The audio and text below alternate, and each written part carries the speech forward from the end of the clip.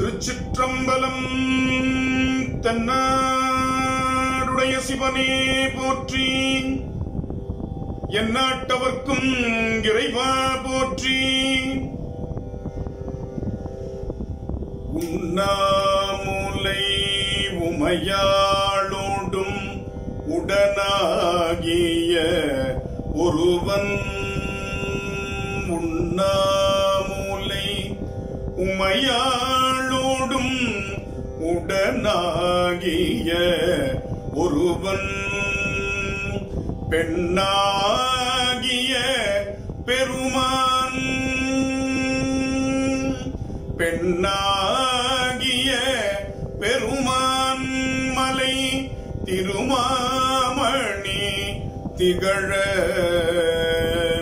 மண்ணார்ந்தன அருவி திரள் மழலை மூழவு அதிரும், மண்ணார்ந்தன அருவி திரள் மழலை மூழவு அதிரும், அண்ணாமலை தொழுவார்,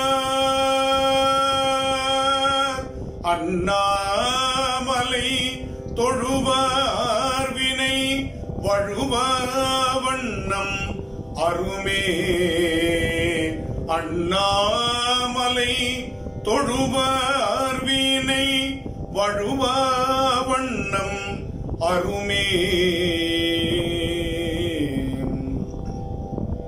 திருச்சிற்றம்பலம். எல்லாம் வல்ல பெருமானுடைய தனிப்பெரும் கருணையினாலே இந்த நாள் மிக இனிமையான நாளாக நமக்கு கிடைத்திருக்கிறது. எல்லாம் வல்ல பெருமானுடைய திருவடிகளுக்கு என்னுடைய பணிவான வணக்கத்தை தெரிவித்து வருகின்றேன். ஆஸ்திரேலிய நாட்டினுடைய விக்டோரியா மாகாணத்தில் கடந்த 3 ஆண்டுகளாக மிகச் சிறப்பாக இயங்கி வரக்கூடிய சைவ சித்தாந்த மையம் ஏற்பாடு செய்திருக்கின்ற சிவ வடிவங்களும் சிறப்புகளும் என்கின்ற அற்புதமான பொருண்மையில் பேசுவதற்காக அடியேனுக்கு இந்த வாய்ப்பு கிடைத்திருக்கிறது. உண்மையில் அந்த அமைப்பை சார்ந்த அனைவருக்கும் என்னுடைய பணிவான வணக்கத்தை இந்த நல்ல நேரத்தில் இணையம் வாயிலாக தெரிவித்து வருகிறேன். இதை உலகமெங்கிலும் இணைந்து இணையம் வாயிலாக கண்டும் கேட்டும் ரசித்துக் கொண்டிருக்கக்கூடிய அத்தனை உள்ளங்களுக்கும் என்னுடைய வணக்கத்தை தெரிவித்து நேரடியாக நான் தலைப்பிற்குள் பயணிக்க விரும்புகிறேன். சிவ வடிவங்களும் சிறப்புகளும். என்னுடைய நினைவுகள் பின்னோக்கி அற்புதமாக நகர்ந்து செல்கிறது. ஆஸ்திரேலிய நாட்டில்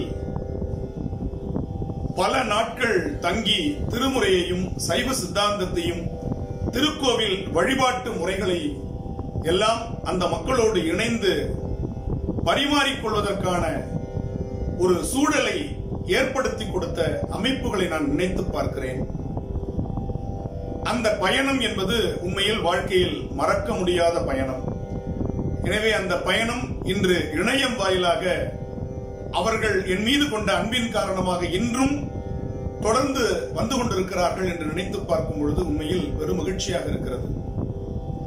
அதுவும் இந்த ஆண்டினுடைய முதல் சொற்பொழிவு ஆற்றக்கூடிய பெருமையும் வாய்ப்பும் அடியேனுக்கு கிடைத்திருக்கிறது என்று நினைத்து பார்க்கும் பொழுது உண்மையில் மகிழ்ச்சியாக நான் கருதுகிறேன். எனவே இந்த அமைப்பைச் சேர்ந்த அனைவருக்கும் என்னுடைய வாழ்த்துக்களையும் பாராட்டுதல்களையும் சொல்லி தொடர்ந்து இது போன்ற பல நிகழ்வுகளை முன்னெடுக்க வேண்டும் சைவ சித்தாந்த மையம் என்கின்ற வேண்டுகோளையும் சொல்லி, சிவ வடிவங்கள் என்று நாம் பார்க்கும் முன்னால் அப்பர் பெருமான் ஒரு தாண்டகத்தில் இப்படி குறிப்பிடுகின்றார்.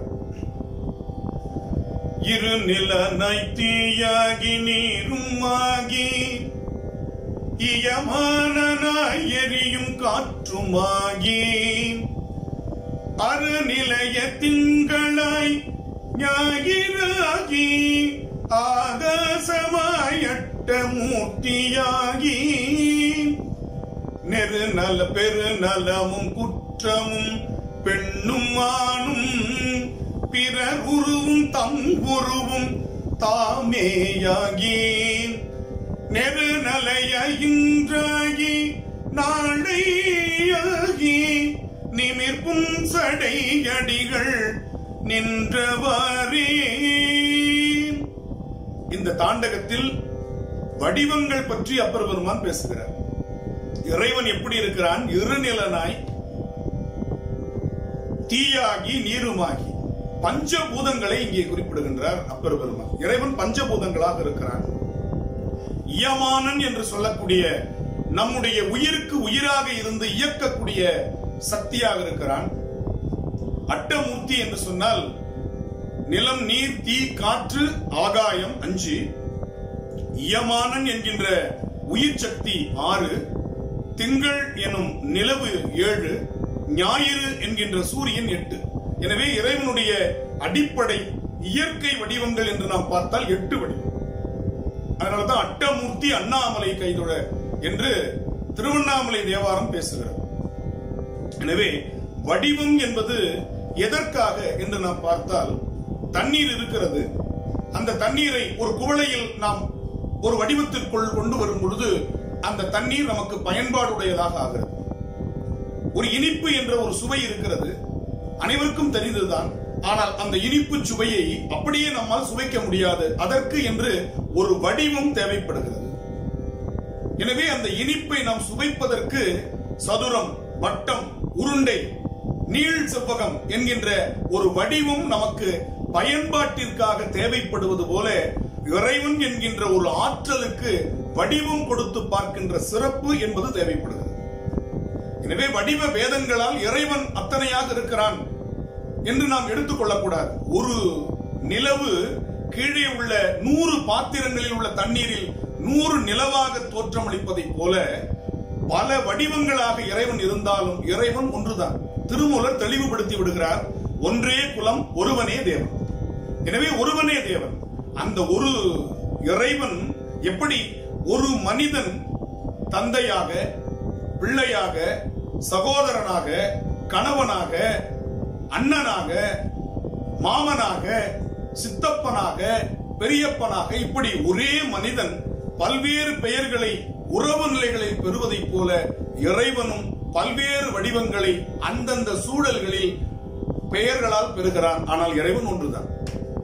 எனவே இந்த இருநிலனாய், தீயாகி, நீருமாகி, எரியும் காற்றுமாகி, அருநிலைய திங்களாய், ஞாயிறாகி, ஆகாசமாய், அட்டமூர்த்தி. அந்த அட்டமூர்த்திக்கு தான் மேல விளக்கம் கொடுத்துட்டு அடுத்து சொன்னார், பெருநலமும் குற்றமும் பெண்ணும் ஆணும். இந்த உலகத்தில் உள்ள அத்தனையுமாக இருக்கிறான். பெண்ணாக, ஆணாக இருக்கிறான். அது மட்டுமல்ல, திருவாசகத்தில் 18வது பாடல் இறைவன் 3ஆம் பாலினமாகவும் இருக்கிறான். அந்த வடிவத்திலும் இறைவன் தான் இருக்கிறான் என்று பதிவு செய்கிறது. அண்ணாமலையான் அடிக்கமலம் சென்றீரஞ்சும் விண்ணோர் முடியின் மணித்தொகை விரற்றார் போல் கண்ணார் இரவி கதிர் வந்து கார்கரப்ப தன்னார் ஒளி மழுங்கி தாரகைகள் தாமகல பெண்ணாகியானாய் அலியாய் புறங்கொழி சேர் விண்ணாகி மண்ணாகி இத்தனையும் வேறாகி கண்ணார் அமுதமுமாய் நின்றான் கழல் பாடி பெண்ணே இப்பூம்புணல் வாய்ந்து ஆடேலோரம் பாவாய். பெண்ணாகி ஆனாய் அலியாய் புறங்கொழி சேர். எனவே வடிவம் என்று பார்க்கும் பொழுது பெண்ணாகவும் இருக்கிறான், ஆணாகவும் இருக்கிறான், 3ஆம் பாலினமாக திருநங்கையாகவும் இருக்கிறான். எனவே இறைவனுக்கு ஓருருவம் ஒரு நாமம் ஒன்றுமில்லார்க்கு 1000 திருநாமம் பாடினாம் தெள்ளேனும் கொட்டாமோ என்று மணிவாசகர் திருத்தெள்ளேனத்தில் குறிப்பிடுவது போல அவனுக்கென்று ஒரு உருவம் இல்லை, அவனுக்கென்று ஒரு நாமம் இல்லை. ஆனால் அந்த நாமமும் உருவமும் நமக்காக நாம் ஏற்படுத்திக் கொண்ட ஒரு வழிபாட்டு முறை என்பதை நாம் புரிந்து கொள்ள வேண்டும். அப்படித்தான் சிவ வடிவங்கள் நமக்கு பிரமாதமாக நம்முடைய புராணங்கள், நம்முடைய திருமுறை இலக்கியங்கள் சுட்டுகின்றன. இறைவனுடைய முகங்கள் 5 என்று சொல்வார்கள். ஈசானம், தத்புருஷம், அகோரம், வாமதேவம், சத்யோஜாதம். 4 திசைகள்ல 4 முகம் இருக்கு. மேலே ஒரு முகம் பார்த்து கொண்டிருக்கிறது. எனவே ஈசானம், தத்புருஷம், அகோரம், சத்யோஜாதம், வாமதேவம் என்று சொல்லக்கூடிய 5 முகங்கள். அந்த 5 முகங்களிலிருந்து ஒவ்வொரு முகத்திலிருந்தும் 5 வடிவங்கள் தோன்றுகின்றன. இவை இணைந்து 25 வடிவங்கள் மாகேஸ்வர வடிவங்கள் என்று குறிப்பிடப்படுகின்றன. 25 வடிவங்கள். அந்த 25 வடிவங்கள் சிவ பராக்கிரமமாக விரிவடையும் பொழுது 64 வடிவங்களாக விரிவடைகின்றன. எனவே சிவ வடிவங்கள் மொத்தம் அப்படின்னு எடுத்தீங்கன்னா 64 வடிவங்கள். அது தவிர நிறைய இருக்குங்க. நமக்கு சுட்டப்படுகின்ற வடிவங்கள் 64 தான். அந்த வடிவத்துல நாம 25 வடிவங்கள் என்று சொல்லக்கூடிய மாகேஸ்வர வடிவங்களை முதற்கண் பார்க்கிறோம். அதில் இன்று தொன்மை வடிவமாக இருக்கக்கூடிய சிவலிங்க வடிவம். இண்டஸ் வேலி சிவிலைசேஷன் ஒரு பெரிய புத்தகம் ஹீராஸ் பாதிரியார் எழுதியிருக்கிறார். சிந்து சமவெளி நாகரிகம். அங்க அகழ்வாராய்ச்சி செய்யறாங்க. மொஹஞ்சதாரோ ஹரப்பா எல்லாருக்கும் தெரிஞ்ச விஷயம் தான். அதை நம்ம நினைவுபடுத்திக்கலாம். அப்ப சிவலிங்கங்கள் கிடைத்திருக்கின்றன. பாபிலோனா, மெசபடோமியா, அமெரிக்கா, இன்னும் சொல்ல போனால் நம்முடைய ஆப்பிரிக்க நாடுகள், இவற்றில் எல்லாம் அகழ்வாராய்ச்சியின் பொழுது சிவலிங்க திருமேனி கிடைத்திருக்கின்றன. எனவே அந்த சிவலிங்க திருமேனி தான் இறைவனுடைய முதல் வடிவமாக, முற்றிய வடிவமாக, அருவுருவ வடிவமாக நமக்கு காட்சி தரும். அருவுருவம்னா ஒண்ணும் இல்லை. உருவம் அப்படின்னா அது ஸ்டாச்சு, ஐடோல்னு சொல்லுவாங்க. அருவம்னா கண்ணுக்கு தெரியாது. இப்ப காற்று கண்ணுக்கு தெரியல, உணரதான் முடியும். அது அருவம். அருவுருவம்னா தெரியும், ஆனா என்னன்னு நம்மளால என்ன பண்ண முடியாது, அறுதியிட்டு உறுதியா சொல்ல முடியாது. உருவமாகவும் இருக்கும், ஆனா அது என்ன, எப்படிப்பட்ட உருவம், அது குறியீடுன்னு சொல்றாங்க. சிவலிங்கம் என்பது குறியீடு.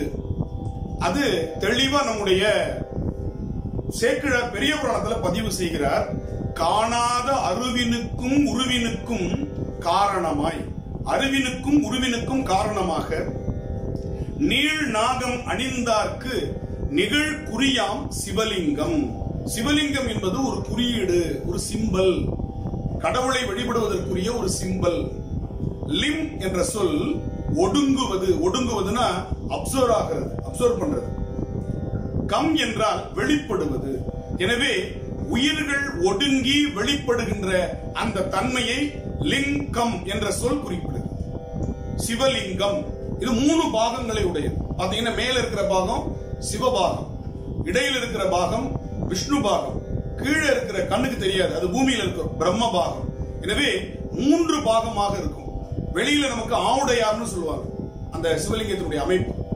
அந்த பேர்லயே ஒரு ஊரே இருக்கு, ஆவுடையார் கோவில். திரு பெருந்துறை, மாணிக்கவாசகர் கட்டின கோவில் திருப்பெருந்துறை ஆவுடையார் கோவில்னே அதுக்கு சொல்லுவாங்க. ஏன்னா சிவலிங்கம் இருக்காது, வெறும் ஆவுடையார் மட்டும் இருக்கும், பீடம் மட்டும் இருக்கும். அங்க அருவ வழிபாடு. மற்ற எல்லா கோவிலையும் நாம் பார்க்கும் பொழுது சிவலிங்க வடிவங்களை நாம் பார்க்கிறோம். அந்த சிவலிங்க வடிவத்துல 4 விதமான வடிவங்களை அவர்கள் அமைத்திருக்கிறார்கள். கோவில் ஒரே மாதிரி இல்ல. அதுல பாத்தீங்கன்னா தாழங்குடை வடிவம் என்று சொல்றாங்க, ஒரு குடை போல அமைந்திருக்கிற வடிவம். அதற்கு சத்ராகாரம் அப்படின்னு சமஸ்கிருதத்தில் பேர். சத்ராகாரம், தாழங்குடை. அடுத்த கோழி முட்டை மாதிரி இருக்கிறது, அந்த ஓவலா இருக்கிறது, கோழி முட்டை மாதிரி இருக்கிற சிவலிங்கம். அந்த அமைப்புக்கு குக்குடாகாரம், குக்குடம்னா கோழி. ஒரு ஆசனங்கள்ல நம்முடைய யோகாசனத்துல குக்குட ஆசனம், கோழி மாதிரி உட்கார்றதுக்கு ஒரு ஆசனம் இருக்கு, குக்குட ஆசனம்னு பேரு. சிவபெருமானுடைய நடனங்கள்ல குக்குட நடனம் அப்படின்னு ஒரு நடனம் இருக்கு. 7 வகை நடனங்கள்ல ஒரு நடனம் குக்குட நடனம்.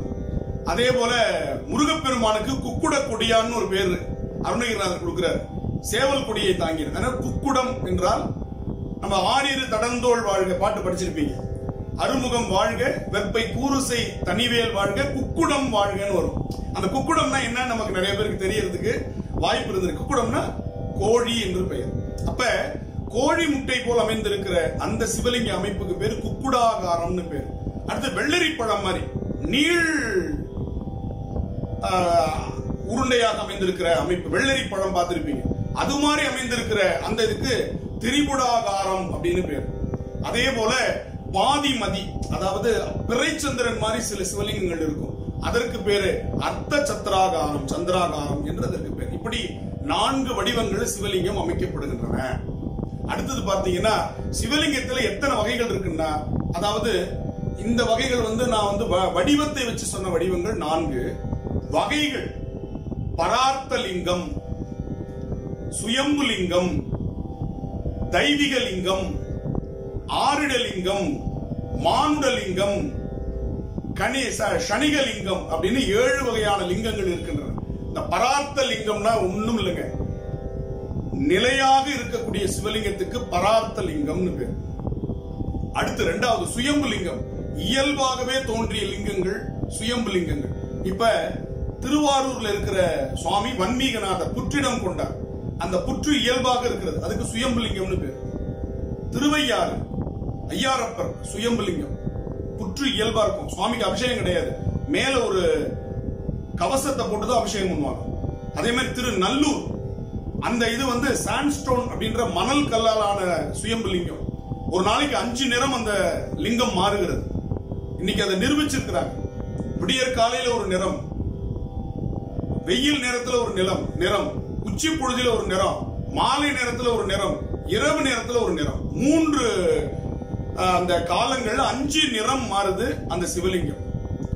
மாணிக்கவாசகருடைய சிவபுராணத்துல ஒரு வரி வரும், நிறங்கள் ஓர் ஐந்துடையாய், நிறங்கள் ஓர் ஐந்துடையாய். அதை எங்க பார்க்கலாம்னா தஞ்சாவூர் மாவட்டத்துல கும்பகோணத்துக்கு போற வழியில் இருக்கக்கூடிய திருநல்லூர் சிவலிங்கம். வடிவங்கள் படுத்தி பார்க்கும்போது இந்த மாதிரி ஆச்சரியங்களையும் நம்ம பார்க்கிறோம். திரு கன்றாப்பூர்னு ஒரு ஊர் இருக்குங்க. சிவலிங்கத்திற்கு தொல்காப்பியத்துல சான்று இருக்கா அப்படின்னு கேட்டா கந்தழின்னு ஒரு சொல் வருது.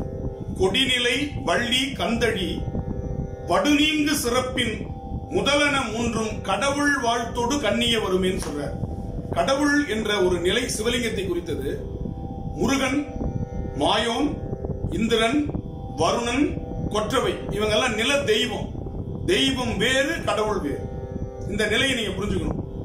தெய்வம் அந்தந்த நிலத்திற்கு உரிய சாமி. கருப்பொருள்ல ஒன்று, கருப்பொருள் அந்த நிலத்தில் கிடைக்கக்கூடிய பொருள்கள். இப்ப எடுத்துக்கிட்டோம்னா குறிஞ்சி நிலம், மலையும் மலை சார்ந்த இடம், அங்க முருகன் நில தெய்வம். முல்லை காடும் காடு சார்ந்தது, திருமால் தெய்வம். ஆனால் இந்த 5 நிலத்திற்கும் பொதுவான ஒன்றை கடவுள் என்று குறித்தார்கள், மறந்துடக்கூடாது. 5க்கும் பொதுவானது கடவுள். அந்த கடவுளுக்கு தான் கந்தழி, கந்தழினா கட்டுத்தறி, பற்றுக்கோடு என்று பேரு. ஒரு ஊர்ல ஒரு பெண் இருந்தா, அந்த பெண் சிவலிங்க வழிபாடு செய்யறா. அவங்க கணவனுக்கு அது பிடிக்கல, எனவே சிவலிங்கத்தை தூக்கி கிணத்துல போட்டார். என்ன பண்றதுன்னு தெரியல அவங்களுக்கு. சிவலிங்க வழிபாடு பண்ணணும், என்ன பண்றது? வீட்டுல மாட்டு தொழுவம் இருக்கும் இல்லையா, அந்த மாட்டு தொழுல மாடு கட்டுற குச்சி தெரியுமா, மாடு கட்டுற கம்பு, அந்த கம்புல விபூதி பட்டையை போட்டு அதையே சிவலிங்கமா வழிபட ஆரம்பிச்சான். இப்படி ஒரு சிவலிங்கம் இன்றும் இருக்கு. அவ வழிபட்ட சிவலிங்கம் திரு கன்றாப்பூர் என்ற ஊர்ல இன்னமும் அந்த மாட்டு கொம்பு தான் மூலவராக இருக்கிறது, மாட்டு கட்டுற கொம்பு. இத அப்பர் சுவாமி பாடியிருக்காரு இந்த செய்திய. அதற்கு பேரு தமிழ்ல தரின்னு பேருங்க, கட்டுத்தறின்னு பேரு, கட்டுகின்ற தறி. கன்றாப்பூர் நடு தறியை காணலாமே அப்படின்னு இந்த அப்பர் சுவாமிகள் 7ஆம் நூற்றாண்டுல தேவாரத்தில் இந்த சிவலிங்கத்தை பதிவு செய்திருக்கிறார். அதே போல அம்பாள் வந்து பந்தனை நல்லூர்ல பசுவாக இருந்து பூஜை செய்தார். அப்ப இந்த ஒரு இடத்துல போய் சிவலிங்கத்து மேல இந்த பசு பாலை தானாவே பொழியறத பார்த்துட்டு அந்த மாட்டினுடைய சொந்தக்கார குச்சினால அடிச்சானாம். அப்ப அந்த கால் எகிரி சுவாமியினுடைய சிரசுல பட்டுச்சு. அந்த சிரசுல பட்ட தழும்போட இன்னமும் அந்த சிவலிங்கம் இருக்கு. பந்தனை நல்லூர்னு பேரு.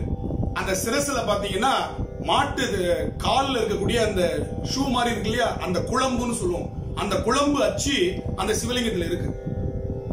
அதே மாதிரி திருப்புகலூர் அப்பர் சுவாமிகள் முக்தி பெற்ற தலம், அக்னீஸ்வரர்னு பேர் சுவாமி பேரு.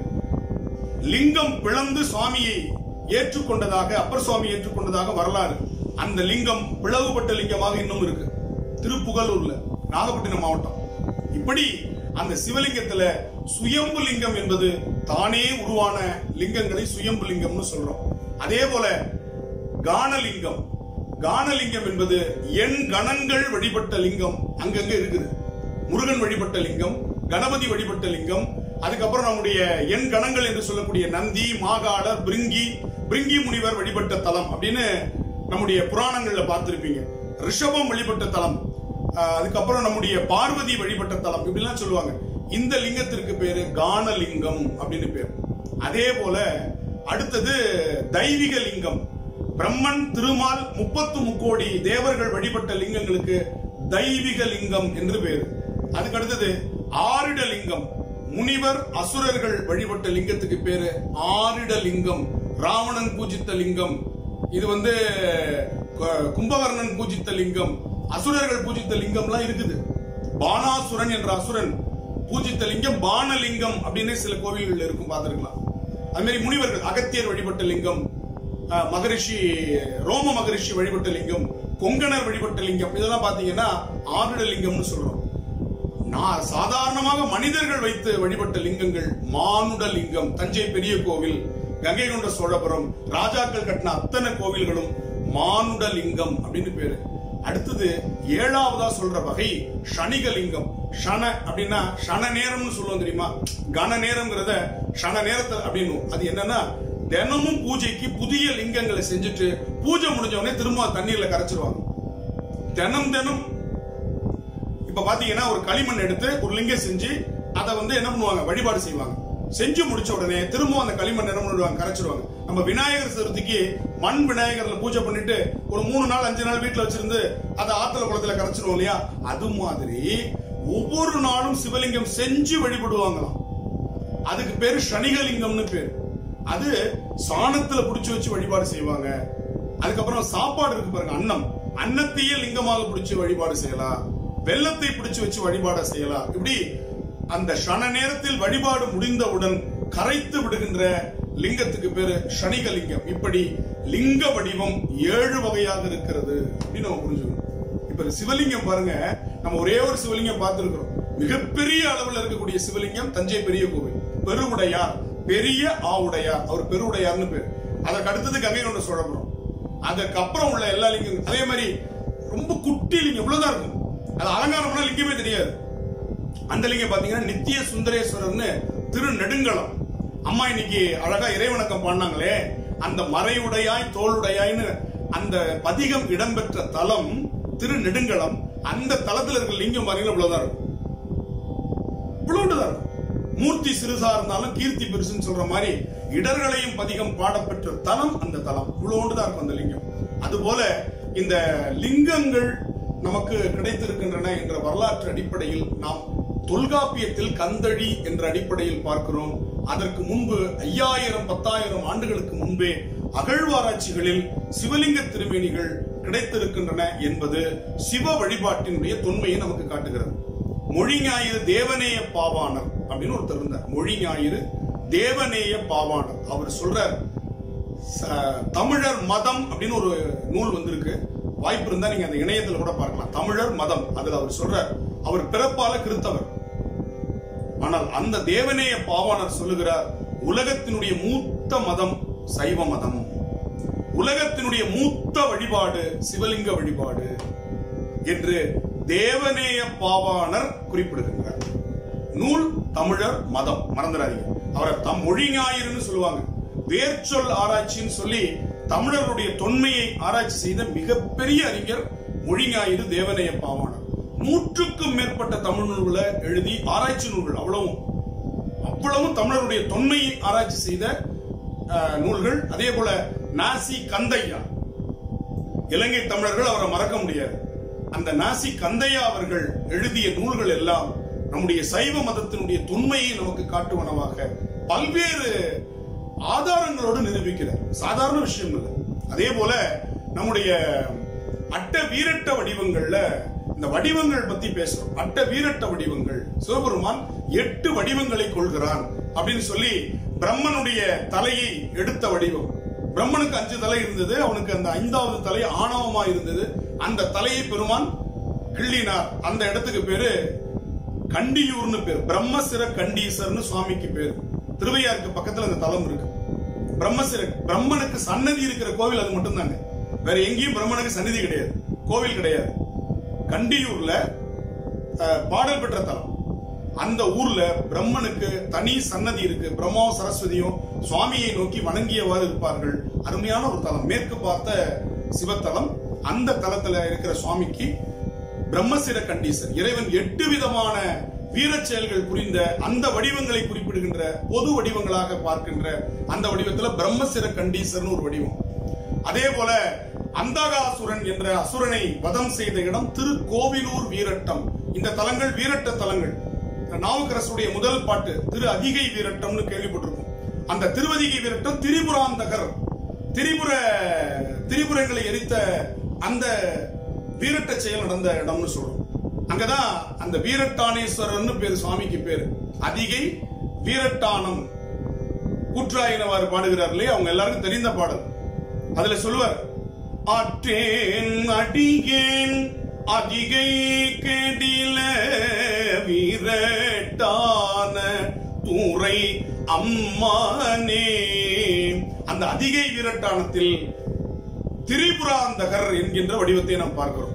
அதே போல அந்த வடிவங்களை பார்த்து கொண்டே வரும் பொழுது சலந்தரனை வதம் செய்த இடம் திரு விற்குடி வீரட்டம், சலந்தராசுரனை, இதெல்லாம் புராணத்தில் வரக்கூடிய கதைகள். இந்த கதைகளுக்குள்ள நம்ம நிறைய போனோம்னா ஒரு 1.5 மணி நேரத்துக்குள்ள நம்ம ஒரு வடிவத்தை கூட பார்க்க முடியாது. அதனால இவ்வளவு வடிவங்கள் இருக்குன்னு சொல்லி சில வடிவங்கள்ல நம்ம தொன்மை வடிவங்களை மட்டும் நான் கொஞ்சம் விளக்கமா சொல்லலாம் அப்படின்னு நினைக்கிறேன்.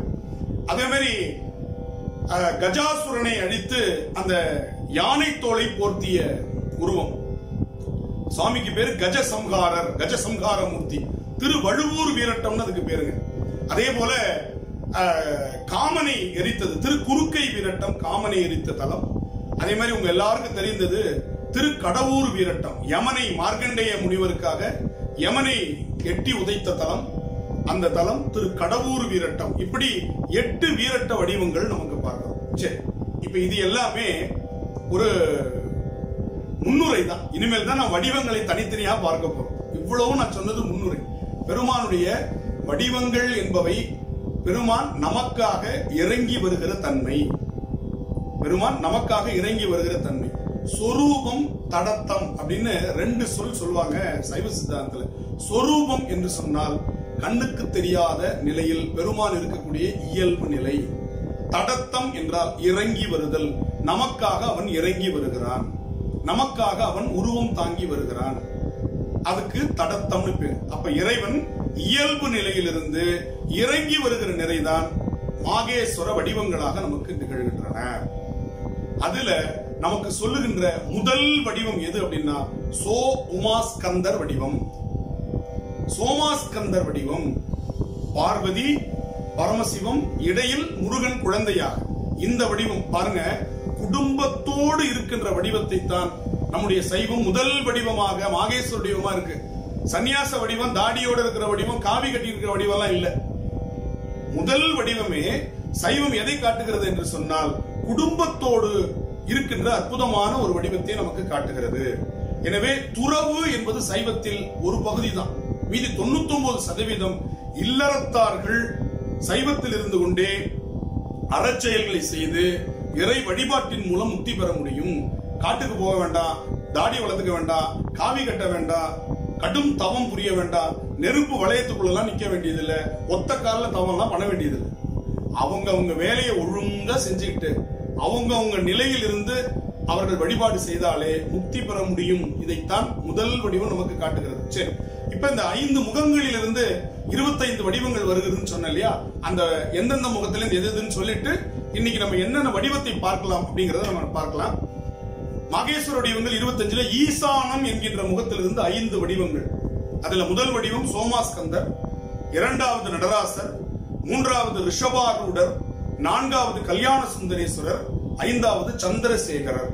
இந்த 5ம் ஈசானம் என்கின்ற முகத்திலிருந்து தோன்றுகின்ற வடிவங்கள். இது உச்சி. ஈசானம் என்பது சிவபெருமானுடைய உச்சி முகம். அடுத்தது தத்புருஷம் என்று கிழக்கு நோக்கிய முகம். 4 திசைகள்ல கிழக்கு நோக்கிய திசை, அந்த திசையில் இருக்கக்கூடிய முகம் தத்புருஷம். அதுல பிட்சாடனர், காமதகனர், காலசம்ஹாரர், சலந்தரவதர், திரிபுராரி என்று சொல்லக்கூடிய 5 வடிவங்கள் தத்புருஷம் என்கின்ற கிழக்கு நோக்கிய முகத்திலிருந்து தோன்றுகின்ற வடிவங்கள். அடுத்தது அகோரம். இதுல ஒரு முக்கியமான விஷயம், நம்ம ஆளுங்க அகோரம்னா என்னன்னு கேட்டீங்கன்னா, கோரம்னா என்ன, அருவருப்பானது. அகோரம்னா ரொம்ப அருவருப்பு நினைச்சிட்டு இருக்கோம். சிவசிவா, அகோரம்னா அழகு. சமஸ்கிருதத்துல ஒரு சொல்லுக்கு முன்னாடி ஆ சேர்த்த எதிர்மறை பொருள். பிராமி என்று சொன்னால் வெள்ளை நிறமுடைய சரஸ்வதி, வெள்ளை புடவை, கையில வெண்முத்து மாலை, அருமையா வெள்ளை வெளியேர்னு தாமரையில உட்கார்ந்து வெள்ளை நிற வீணை வச்சிருப்பா, அதனால அவளுக்கு பிராமின்னு பேர்.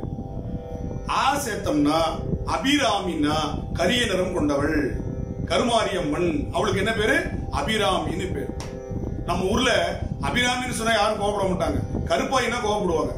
கருப்பாயினா அபிராமிக்கு சரியான தமிழ் சொல். சொன்னா நம்ம ஆளுங்களுக்கு கோவம் வந்து, ஏன்னா தமிழ்ல சொல்லிட்டோம் இல்லையா. அபிராமின்னு சொல்லும் போது, ஓ அபிராமி நல்ல பேரா இருக்கு அப்படின்னு சொல்லுவோம். ஆனா அபிராமின்ற சொல்லுக்கு கரிய நிறம் கொண்டவள். மாரி என்று சொன்னாலே மழை, மழை என்று சொன்னாலே கரிய நிற மேகம் கொண்டது.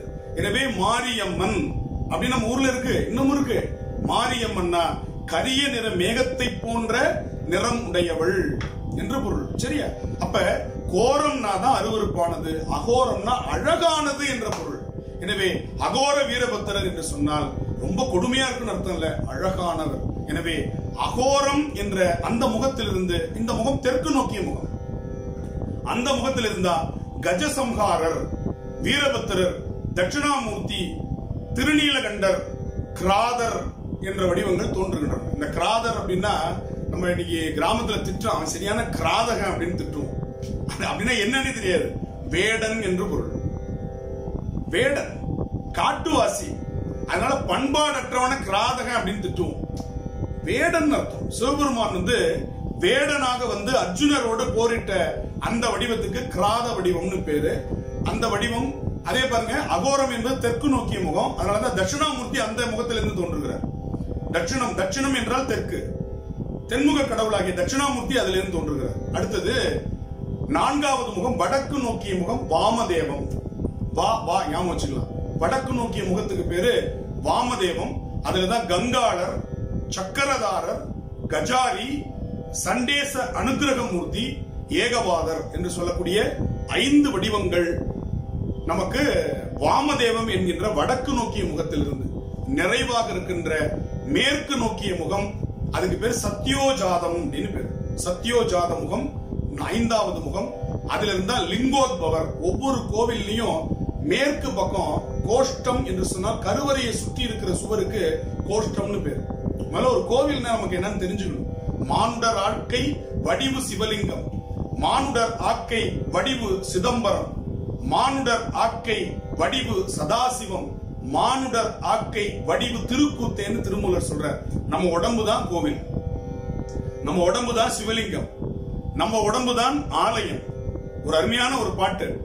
உள்ளம் பெரும் கோயில் உடம்பு ஆலயம், வள்ளல் பிரானார்க்கு வாய் கோபுரவாசல், தெள்ளத் தெளிந்தார்க்கு ஜீவன் சிவலிங்கம், கள்ள புலனைந்தும் காளாமணி விளக்கே. இப்ப இந்த உடம்பு தான் கோயில், இந்த உடம்பு தான் சிதம்பரம், இந்த உடம்பு தான் சிவலிங்கம், இந்த உடம்பு தான் திருக்கூத்தாகிய நடராசருடைய வடிவம். அப்ப இந்த உடம்பில் இருப்பதுதான் அண்டத்தில் இருப்பதுதான் பிண்டத்தில், பிண்டத்தில் இருப்பதுதான் அண்டம். பிண்டம் என்பது உடம்பு, அண்டம் என்பது உலகம். பஞ்சபூதத்தினுடைய கூட்டு தான் இந்த உடம்பு. திரும்ப பஞ்சபூதத்தினுடைய கூட்டுக்கு அந்த உடம்பு போயிடுது. இடையில் நமக்கு கிடைக்கிற அந்த உடம்பு இந்த பஞ்சபூதங்களினுடைய கலவையால் கிடைக்கிறது. உயிர் இந்த உடம்பை விட்டு நீக்கணும்னே திருப்பவும் பஞ்சபூதங்கள் இந்த உடம்பை எடுத்துக்கொள்ளுகிறது. அப்ப கோவில் என்பது, கோ என்றால் இறைவன், இல் என்றால் இருப்பிடம். அப்ப கோயில் என்பதை எப்படி உருவாக்குனாங்கன்னா, மனிதனுடைய உடம்பை போலத்தான் கோயிலை உருவாக்கினார்கள். அதை நம்ம தெளிவா புரிஞ்சுக்கணும். மனிதனுடைய உருவத்தை தான் கோவிலாக உருவாக்கினார்கள் இல்லையா? மிக அழகாக அம்பலவாணனுடைய அந்த திருக்கூத்தை காட்டிக் கொண்டிருக்கிறார்கள். அடுத்து நம்ம அதான் பார்க்க போறோம். அதுதான் அந்த உளமறிந்து செயல்படுறதுங்கிறது. நான் என்ன சொல்ல வரேனோ அதை இங்கே பெருமான் காட்சிப்படுத்துகிறார் அரவேந்தன் மூலமாக. சரி, அப்படி அந்த காட்சியாக நமக்கு பெருமானுடைய அந்த திருக்கோவில்கள் புறநிலையில் நமக்கு பாத்தீங்கன்னா உடம்புல 5 விதமான கவர் இருக்கு. உரைன்னு பேரு இருக்கு. சமஸ்கிருதத்துல அதுக்கு கோசம்னு சொல்லுவாங்க. கோசம், அன்னமய கோசம். சாப்பாடு சாப்பிடுறதுனால வரக்கூடிய உடம்புக்கு அன்னமய கோசம்னு பேரு. மூச்சு விடுறோம் இல்லையா, அது பிராணமய கோசம். அடுத்தது அறிவு, விஞ்ஞானமய கோசம். உணர்வு, மனோமய கோசம். இந்த 4 ஒழுங்கா இருந்துச்சுன்னா வருவது ஆனந்தம், ஆனந்தமய கோஷம். இதுதான் கோவில்ல 5 பிரகாரங்களா வச்சான். பிரகாரம்ன்றது சுற்றுச்சூழல், சுற்றி வருகின்ற அந்த பகுதிகள். திருச்சுற்றுன்னு அதுக்கு பேரு. பஞ்ச பிரகாரம், பெரிய கோவில்ல 5 பிரகாரங்கள் இருக்கும். அதுல அன்னமய கோஷம் பெரிய மகா மண்டபம், அதுக்கு அடுத்தது சின்னது பிராணமயம், அதுக்கு அடுத்தது விஞ்ஞானமயம், அதுக்கு அடுத்தது சின்னது மனோமயம், சுருங்கி கருவறை என்பது மிக சிறியதாக இருக்கும், அதுதான் ஆனந்தமயம். அங்க போய் நம்ம நின்ன உடனே நமக்கு ஆனந்தம் கிடைக்குது. இந்த உடம்புல இருக்கிறது அங்க இருக்கு. தலை போல இருக்கிறது தான் அந்த விமானம், உச்சி குடுமையாக இருப்பதுதான் கலசம். இது எல்லாமே பாத்தீங்கன்னா நம்முடைய உடம்பினுடைய அமைப்பு அப்படின்னு சொல்றாங்க.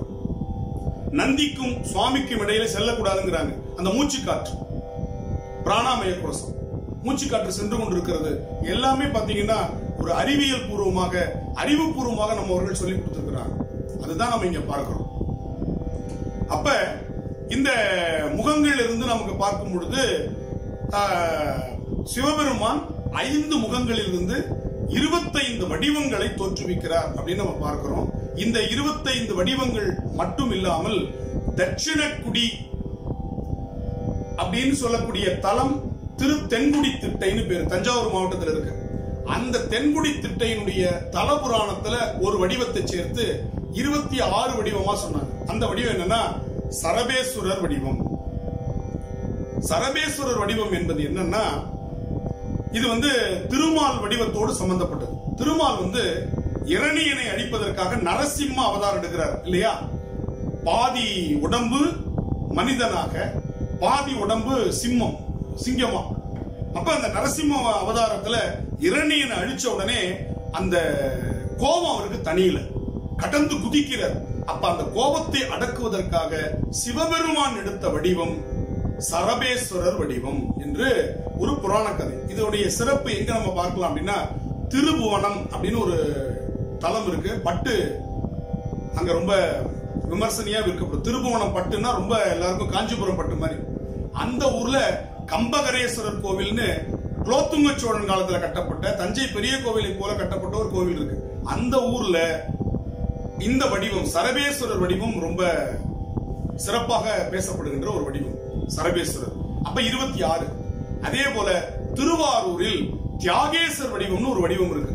அதுக்கு கழுத்து மட்டும்தான், தலை கழுத்து மட்டும்தான் இருக்கும். அதுக்கு கீழே இருக்கிறது எந்த பாகமும் தெரியாது, முகம் மட்டும்தான் தெரியும், கழுத்து வரையும். அதுவும் தியாகராஜர் இதுல வராரு இல்லையா தேர்ல, அதுல பாத்தீங்கன்னா முகம் மட்டும்தான் தெரியும், உடம்பெல்லாம் பாத்தீங்கன்னா எதுவுமே தெரியாது.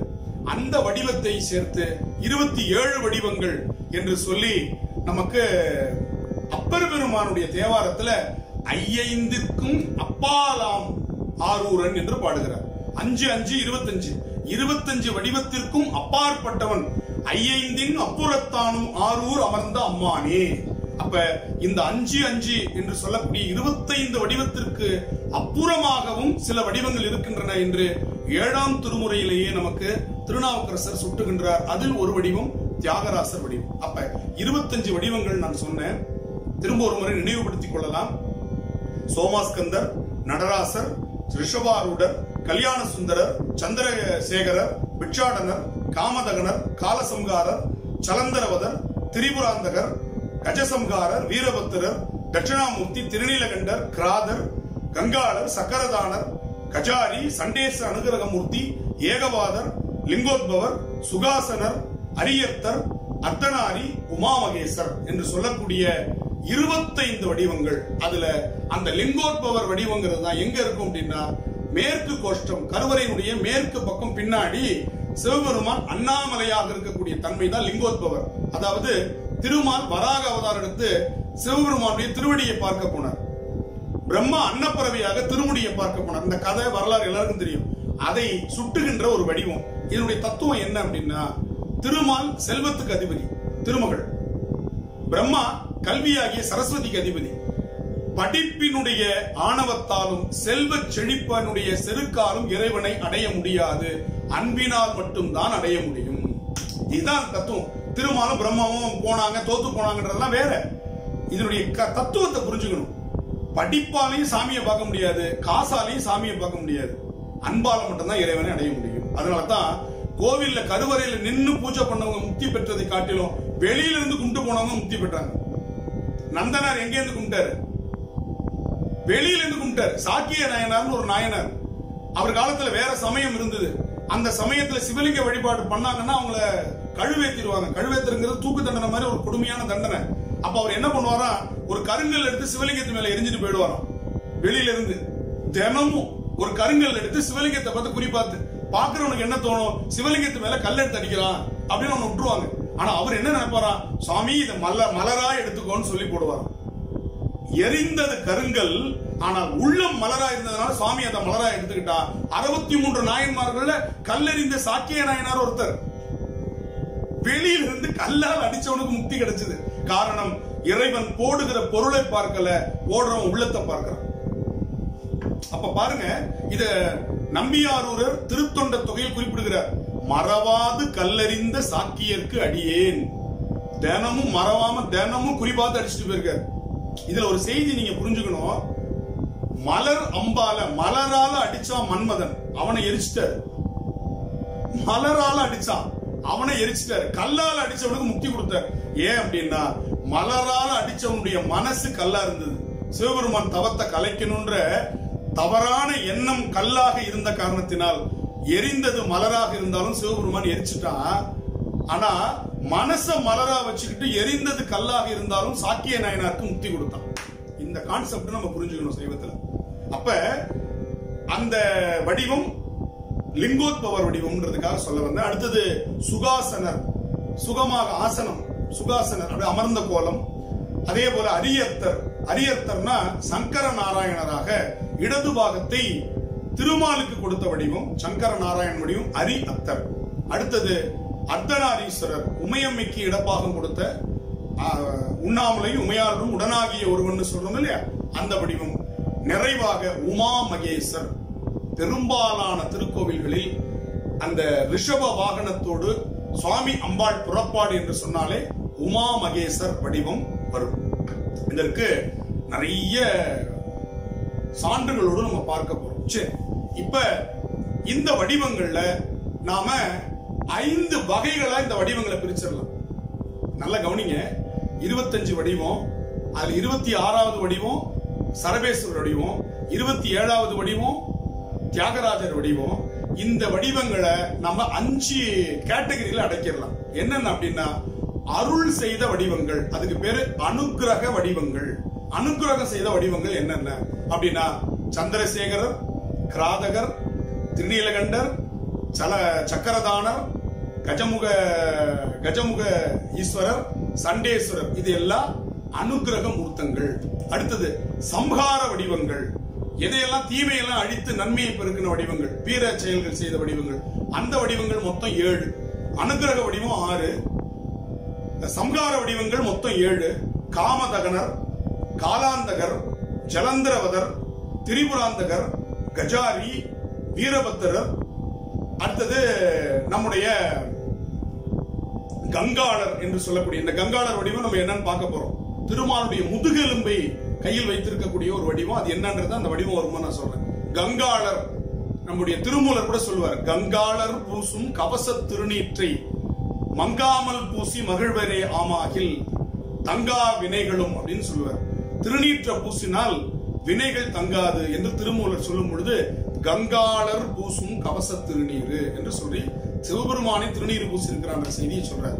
அப்ப கங்காளர் வடிவம் 7 வடிவங்கள், சம்ஹார வடிவங்கள். ஆக மொத்தம் 7, 6, 13 வடிவம் போச்சு. அடுத்தது ஞான வடிவங்கள். நடராசர், தட்சிணாமூர்த்தி, ஏகபாதமூர்த்தி, சுகாசனமூர்த்தி, லிங்கோத்பவர். இது எல்லாம் ஞான நிலையில் இருக்கக்கூடிய ஞான வடிவங்கள். அடுத்தது சிவ விஷ்ணு இணைந்த வடிவங்கள். நமக்கு மொத்தம் 3. பிச்சாடனர், சங்கர நாராயணர், அர்த்தநாரி. இதெல்லாம் சிவ விஷ்ணு இணைந்த வடிவங்கள். அடுத்து சிவ சக்தி இணைந்த வடிவங்கள் 4. சோமாஸ்கந்தர், ரிஷபாரூடர், கல்யாண சுந்தரர், உமா மகேஸ்வரர். ஆக மொத்தம் 25 மாகேஸ்வர வடிவங்களை 5 வகைகளில் நாம் அடக்கி விடலாம். இப்ப சோமாஸ்கந்தர் வடிவம்னா என்ன அப்படிங்கிறது வரும். முதல் வடிவம் 25 மாகேஸ்வர வடிவங்கள்ல சோமாஸ்கந்தர் வடிவம். சக உமா கந்தர், சக உமா ஸ்கந்தர். ஸ்கந்தன், கந்தன் என்று சொன்னால் கந்து அப்படின்னா பற்றுக்கோடு. ஒரு கொடி இருக்கு, அதுக்கு பக்கத்துல ஒரு குச்சியை ஊனி வைக்கிறோம் இல்லையா, அந்த கொடி பற்றிக்கும். அந்த குச்சிக்கு பேர் கந்துன்னு பேர். உயிர்களுக்கு பற்றி கொள்ளக்கூடிய ஒரு குச்சியாக கொம்பாக இருக்கக்கூடியவன். அதனால அவனுக்கு கந்தன் அப்படின்னு பேர். ஸ்கந்தன் அப்படின்னா இணைந்தவன் பொருள். கந்தன்னு தமிழ்ல சொன்னா பற்றுக்கோடுன்னு பேரு. ஸ்கந்த இசு சேர்த்து வடமொழியா சொன்னோம்னா ஸ்கந்தன் என்றால் 6 குழந்தையா பிறந்து ஒரு குழந்தையா இணைந்தான் இல்லையா, அந்த இணைந்த அந்த நிலைக்கு பேரு ஸ்கந்த என்று பேர், ஸ்கந்தம் என்று பேர். ரைட். அப்ப சக உமா ஸ்கந்தன் இது 3 சேர்ந்து சோமாஸ்கந்தர் என்று மாறுகிறது. இதில் இறைவன், உமா மகேஸ்வரி, நடுவில் இருக்கக்கூடிய குட்டி முருகன் பாலமுருகன், இந்த 3ம் இணைந்த கோலம் முதல் கோலமாக இந்த காஞ்சி புராணத்துல ரொம்ப அழகா இந்த வடிவத்தை சொல்றார். ஏன் காஞ்சி புராணத்துல, காஞ்சிபுரம் யாராவது இங்க இருக்கிறவங்க பார்த்திருக்கிற வாய்ப்பு இருக்கு. அந்த காஞ்சிபுரத்துல 3 கோவில்கள் ரொம்ப மிக முக்கியமான கோவில்கள். காஞ்சிபுரம் கோவில்களின் நகரம். 1000 சொச்சம் கோவில் இருக்கு காஞ்சிபுரத்துல மட்டும். காஞ்சிபுரத்துல மட்டும் 1000 சொச்சம் கோவில் இருக்கு. இப்ப நான் சொல்லி முடிக்கிறதுக்குள்ள இன்னொரு புது கோவில் கூட கட்டியிருப்பாங்க. அவ்வளவு கோவில்கள் இருக்கக்கூடிய நகரம் காஞ்சிபுரமும் திருக்குடந்தை என்று சொல்லக்கூடிய கும்பகோணம். அந்த காஞ்சிபுரத்துல 3 கோவில் ரொம்ப முக்கியம். ஏகாம்பரநாதர் கோவில், ஏகாம்பரேஸ்வரர். அடுத்தது உங்க எல்லாருக்கும் தெரியும் காஞ்சி காமாட்சி அம்மன் கோவில். இன்னொன்னு கந்த கோட்டம். கச்சியப்ப சிவாச்சாரியார் கந்த புராணம் எழுதிய அது எப்பேற்பட்ட தலம் தெரியுமா? அது டெய்லி எழுதி முருகன் கொடுத்துட்டு போயிடுவாராம். முருகன் அதுல கரெக்ஷன் போட்டு வச்சிருக்காரு டெய்லி. அந்த கந்த புராணம் எழுதி அந்த ஓலைச்சுவடியை முருகனுடைய திருவடியில வச்சிருவாராம். மறுநாள் வந்து பார்த்தா எந்தெந்த இடத்துல தப்பு இருக்குன்னு முருகன் அதுல கரெக்ஷன் போட்டிருக்காரு. அப்படி வந்த ஒரு நூல் கந்த புராணம். அந்த கந்த கோட்டம் காஞ்சிபுரத்தில் அமைஞ்சிருக்கு. சரி, இது எப்படி அமைஞ்சிருக்குன்னா நல்லா கவனிக்கணும். ஏகாம்பரநாதர் கோவில் இங்க இருக்கு, காமாட்சி அம்மன் கோவில் இங்க இருக்கு. இந்த ரெண்டுத்துக்கு இடையில கந்த கோட்டம் இருக்கும். எனவே காஞ்சிபுரமே சோமாஸ்கந்தர் வடிவத்தில் அமைந்த தலம். இந்த காஞ்சிபுரம் எப்படிப்பட்டதுன்னா, நாலந்தா பல்கலைக்கழகம் ஒரு பெரிய பல்கலைக்கழகம், பல்லாயிரம் ஆண்டுகளுக்கு முன்னாடி இருந்த பல்கலைக்கழகம். அந்த பல்கலைக்கழகத்துல கெஸ்ட் லெக்சரர் இங்கே இருந்து போயிருக்காங்க. கௌரவ பேராசிரியர்களை இங்கே இருந்து அழைச்சு எங்க பேராசிரியர்களுக்கு நீங்க கைட் பண்ணுங்கன்னு சொல்லி காஞ்சிபுரத்துல இருந்து கொண்டு போயிருக்காங்க. இன்னொன்னு பாருங்க, ஒரு பழமொழி உண்டு, சோழ நாடு சோறுடைத்து. கேள்விப்பட்டிருப்பீங்க. சோறு, சோறுனா சாப்பாடு. பாண்டி நாடு முத்துடைத்து, சேர நாடு வேழம் உடைத்து. வேழம்னா யானை, யானை நிறைய இருக்கும். சேர நாடுனா கேரளம். அதுல தொண்டை நாடுன்னு ஒண்ணு உண்டு, அதுதான் காஞ்சிபுரம். தொண்டை நாடு. அந்த தொண்டை நாட்டுக்கு என்ன சொன்னாங்கன்னா சான்றோர் உடைத்துன்னு சொன்னாங்க. சரி, இப்ப இந்த 4ல ஏதாவது உங்களுக்கு ஒரு வித்தியாசம் தெரியுதா? சோழ நாடு சோறுடைத்து, பாண்டி நாடு முத்துடைத்து. முத்து பாண்டி அங்கதானே, பாண்டி நாடுங்கிறது தூத்துக்குடி. அந்த காலத்துல இணைந்த பாண்டி நாடு. தூத்துக்குடி வரையும் பாண்டி நாடு தான். தூத்துக்குடியில தான் முத்து குடிப்பாங்க. அப்ப முத்துடைத்துன்னு சொன்னாங்க. சேர நாடு வேழம் உடைத்து. இன்னைக்கு பாத்தீங்கன்னா யானைகள் அதிகமா இருக்கிற பகுதி சேர நாடு. இவ்வளத்துக்கும் இல்லாத ஒரு சிறப்பு தொண்டை நாடு சான்றோர் உடைத்து. என்ன சிறப்பு இருக்கும் கொஞ்சம் யோசிங்க பாப்போம். ஏதாவது தோணுச்சா? சரி, அத நீங்க உங்களுடைய அந்த வலைதளத்துல செய்தியா நீங்க போடலாம். ஆனா பாருங்க, மத்த 3ம் அகரணை பொருள். முத்து, சோறு, யானை, இது 3ம் அகிரணை பொருள். உயர்திணை பொருளுடைய ஒரே தலம் காஞ்சிபுரம் ஆகிய தொண்டை நாடு. சான்றோர் உடைத்து. அன்னிக்கே படிச்சு வந்திருக்கிறான் காஞ்சிபுரத்துல. இத சிவசக்தி சொரூபமாக பாடிக்கொண்டு வந்த அப்பர் பெருமான் அந்த ஊர்ல வந்த உடனே சோமாஸ்கந்தர் சொரூபத்தை வைத்து பாடுகிறார். செல்வியை பாகம் கொண்டார், சேந்தனை மகன கொண்டார். செல்வியை பாகம் கொண்டார், சேந்தனை மகனா கொண்டார். சேந்தன்றது முருகப்பெருமான். செல்வியை பாகம் கொண்டார், சேந்தனை மகன கொண்டார். மல்லிகை கண்ணியோடு மாமலர் கொன்றை சூடி. இதுவரை நமக்கு பரவாயில்ல. அந்த காலத்திலேயே பேராசிரியர்கள் இருந்தாங்க.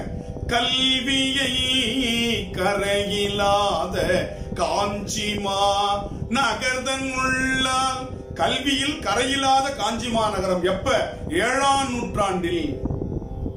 இன்னைக்கு நம்ம 21ஆம் நூற்றாண்டுல உட்கார்ந்துட்டு எல்லாத்தையும் பார்த்து பிரமிச்சிட்டு இருக்கிறோம். ஆனா 7ஆம் நூற்றாண்டிலேயே மிக படித்தவர்கள், ஆகச்சிறந்த அறிவாளிகள் இருந்த தலம் காஞ்சிபுரம் நம்முடைய தமிழ்நாட்டில் இருந்திருக்கு. பதிவு நமக்கு கிடைச்சிருக்குங்க. கல்வியை கரையில்லாத காஞ்சி மாநகர்தன் உள்ளால் எல்லியை விளங்க நின்றார் இலங்கு மேற்றளியனாரே. மேற்றளி, கட்சி மேற்றளி. காஞ்சிபுரத்துல மேற்கு பார்த்த ஒரு கோவில் இருக்கு. தளினா கோயில், மேற்றளினா மேற்கு பார்த்த சன்னதி. ஏகாம்பரநாதர் கிழக்கு பார்த்த சன்னதி, மேற்கு பார்த்த சன்னதி ஒண்ணு இருக்கு, அதுக்கு பேரு மேற்றளின்னு பேரு. அப்ப எல்லியை விளங்க நின்றார் இலங்கு மேற்றளியனாரே என்று அந்த பாடல் நமக்கு சொல்லுகிறது. எப்பேற்பட்ட வடிவம் பாருங்க. அப்ப ஒவ்வொன்றும் நாம் இதுல மிக நுணுக்கமாக பார்க்க இருக்கிறது. எனவே நாம இங்க பார்க்கக்கூடிய மிக முக்கியமான ஒரு வடிவங்கள்ல சோமாஸ்கந்தர் வடிவத்தை பத்தி கந்த புராணத்துல நமக்கு அருமையான ஒரு செய்தி கிடைக்குது. ஏலவார் குழல் இறைவிக்கும் அந்த வடிவம் எப்படி இருக்கு, அதாவது ஒரு சிற்ப சாஸ்திரம் தெரிஞ்சவங்க அல்லது ஒரு ஓவியன் இந்த பாட்டை வச்சு இந்த வடிவத்தை வரைஞ்சிட முடியும். அதுல சொல்றாரு பாருங்க, ஏலவார் குழல். அந்த அம்பாளுக்கு பேர் ஏலவார் குழலாள்னு பேர். ஆலம் தான் உகந்து அமுது செய்தானே ஆதியை அமரர் தொழுது ஏத்தும் சீலம் தான் பெரிதும் உடையானே சிந்தி பாரவர் சிந்தையுள்ளானே ஏலவார் குழலாள் உமை நங்கை என்றும் ஏத்தி வழிபட பெற்ற கால காலனை கம்பனும் மானே காண கண் அடியேன் பெற்றவாரே. அதிலேயே வருது ஏலவார் குழலி அம்பாள் பேர். அப்ப ஏலவார் குழல் இறைவிக்கும் எம்பிரான் தனக்கும் பாலன் ஆகிய குமரவேள் நடுவுறும். அம்பாளுக்கும் சுவாமிக்கும் எங்க சுவாமி இருக்கிறாரா முருகப்பெருமான்? நடுவுறும் பான்மை கால் ஞாலமேலுறும் இரவோடு பகலுக்கும் நடுவே மாலையானது போல். இது எப்படி இருக்கா? சுவாமி செக்கச்சவேல் இருக்கிறார், பொன்னார் மேனியன். அம்பாள் கருகருகரன் இருக்கிறார், அபிராமி. இந்த ரெண்டுத்துக்கும் இடையில அந்த மாலை நேரத்துல சூரியன் மறைய நேரத்துல ஒரு பிரைட்னஸ் இருக்கும் தெரியுமா? அப்படியே ஆரஞ்சு கலரா இருக்கும். அது மாதிரி முருகப்பெருமான் இருக்காரு. நல்ல உச்சி வெயில், பழுத்த வெளிச்சம் சுவாமி. அம்பாள் நல்ல கருப்பு. இந்த ரெண்டுத்துக்கு இடையில மாலை நேரம் இருக்கு பாருங்க, அப்படியே குளிர்ச்சியா இருக்கிற நேரம், சூரியன் அந்தி சாயற நேரம் ஒரு பிரைட்னஸ் ஆரஞ்சு கலர்ல இருக்கும். அது அந்த மாதிரி சுவாமிக்கும் அம்பாளுக்கும் இடையே முருகப்பெருமான் இருக்கிறார் என்று கந்த புராணத்தில் இந்த சோமாஸ்கந்தர் வடிவத்தை பற்றி ஒரு அழகான பாடல். அதே போல குமரகுருபரர் பாடுறார். எப்படி பாடுறாருன்னா, அவர் பார்க்கிறார் திருவாரூர்ல இருக்கிற சோமாஸ்கந்தரை பார்க்கிறார். திருவாரூர் நான்மணி மாலை. குமரகுருபரர் யாருன்னா, நீதி நெறி விளக்கம், சகலகலாவல்லி மாலை, காசி கலம்பகம், மதுரை கலம்பகம், மீனாட்சி அம்மை பிள்ளை தமிழ், முத்துக்குமாரசாமி பிள்ளை தமிழ், மீனாட்சி அம்மை குரம், சிவகாமி அம்மை இரட்டை மணி மாலை, கைலை கலம்பகம், இவ்வளவு நூல்களை எழுதினவர். 14 பிரபந்தங்களை எழுதி பிரபந்த வேந்தர் என்ற மிகப்பெரிய ஒரு ஞானி யாருன்னா குமரகுருபரர். அவரு சொல்றாரு, திருவாரூர் நான்மணி மாலையில அங்க இருக்கிற சோமாஸ்கந்தர் எப்படி இருக்காருன்னா, சுவாமி வெண்மை நிறம், அது கங்கை மாதிரி இருக்கான். அம்பாள் கரிய நிறம், அது எப்படி இருக்குன்னா யமுனை மாதிரி இருக்கான்.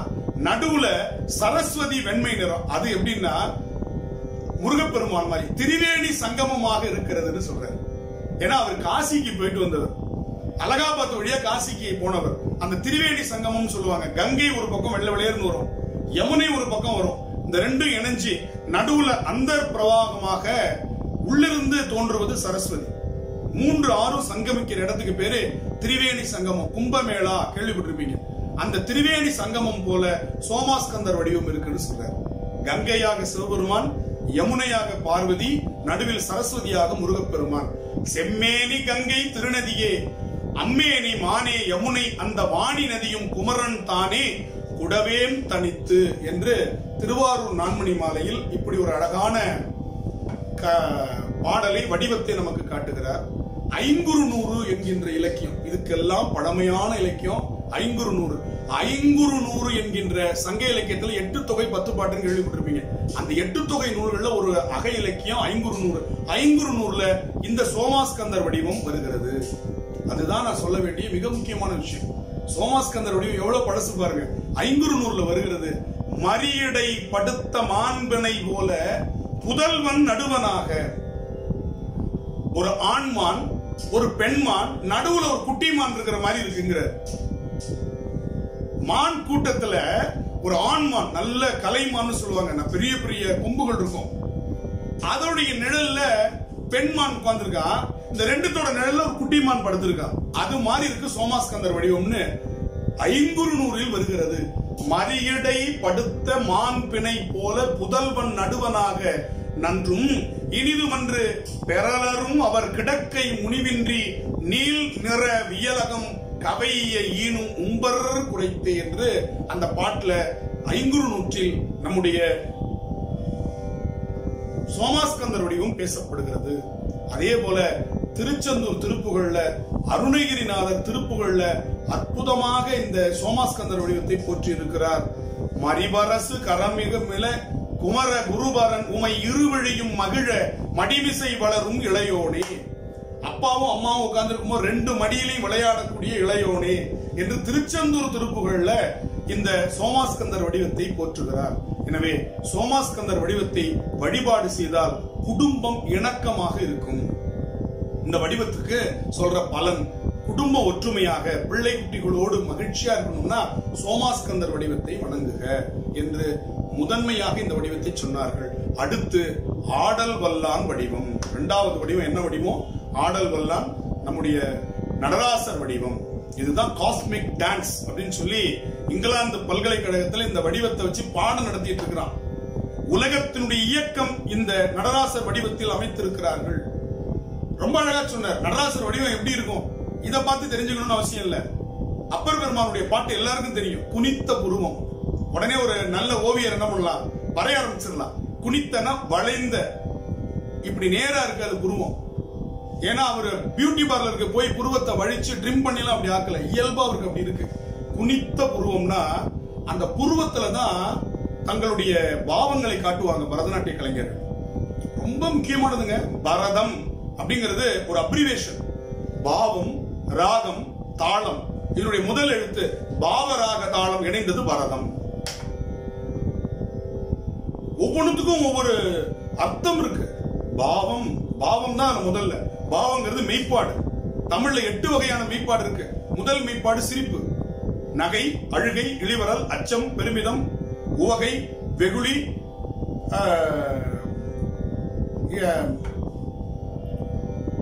மருட்கை. ஆக மொத்தம் 8 விதமான மெய்ப்பாடுகள். நகைச்சுவை, சிரிக்கிறது, அழுகிறது. அடுத்தது மருட்கை, பிரமிக்கிறது, பயப்படுறது. பெருமிதம், கம்பீரம், இது 4. அடுத்த 4 அச்சம், பயப்படுறது. வெகுளி, கோபப்படுறது. இல்லையா?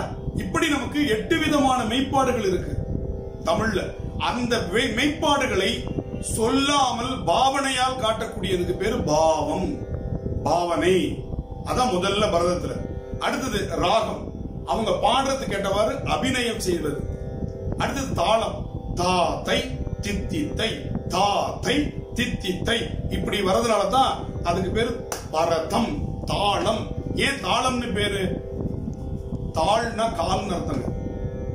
தாள் அப்படின்ற சொல்லுக்கு கால் இல்லையா? நற்றாள் தொழாரெனின் திருத்தாள் போற்றி அப்படின்னு சொல்றோம். தாள்னா கால். காலால உதைத்து தொடங்குவதால் அதற்கு தாளம்னு பேர். நல்ல இசை பாடும் பொழுது ராகம்னா தெரியாது, பாட்டுனா என்னன்னு தெரியாது, எதுவுமே தெரியல கூட நம்ம கால் தாளம் போடும். பாத்திருக்கீங்களா? அந்த கால்ல தான் தாளம் தொடங்குது. அதனால அதுக்கு பேரு தாளம். தாளில் இருந்து தொடங்குவதால் அதற்கு தாளம்னு பேர். இது 3ம் இறைந்த வடிவம். நடனம் ஆண்கள் ஆடுவது, நாட்டியம் பெண்கள் ஆடுவது. நடனம் என்று வந்தால் அது ஆண்களுடைய, நாட்டியம் என்று சொன்னால் ஆண்களுடைய. பெண்கள் ஆடக்கூடியது நாட்டியம், பரதநாட்டியம். பரதநாட்டியம் சிவபெருமானுடையது சொல்லும் பொழுது நாட்டியம்னு சொல்ல மாட்டோம், நடனம், நடன திருக்கோலங்கள் அப்படின்னு சொல்லுவோம்.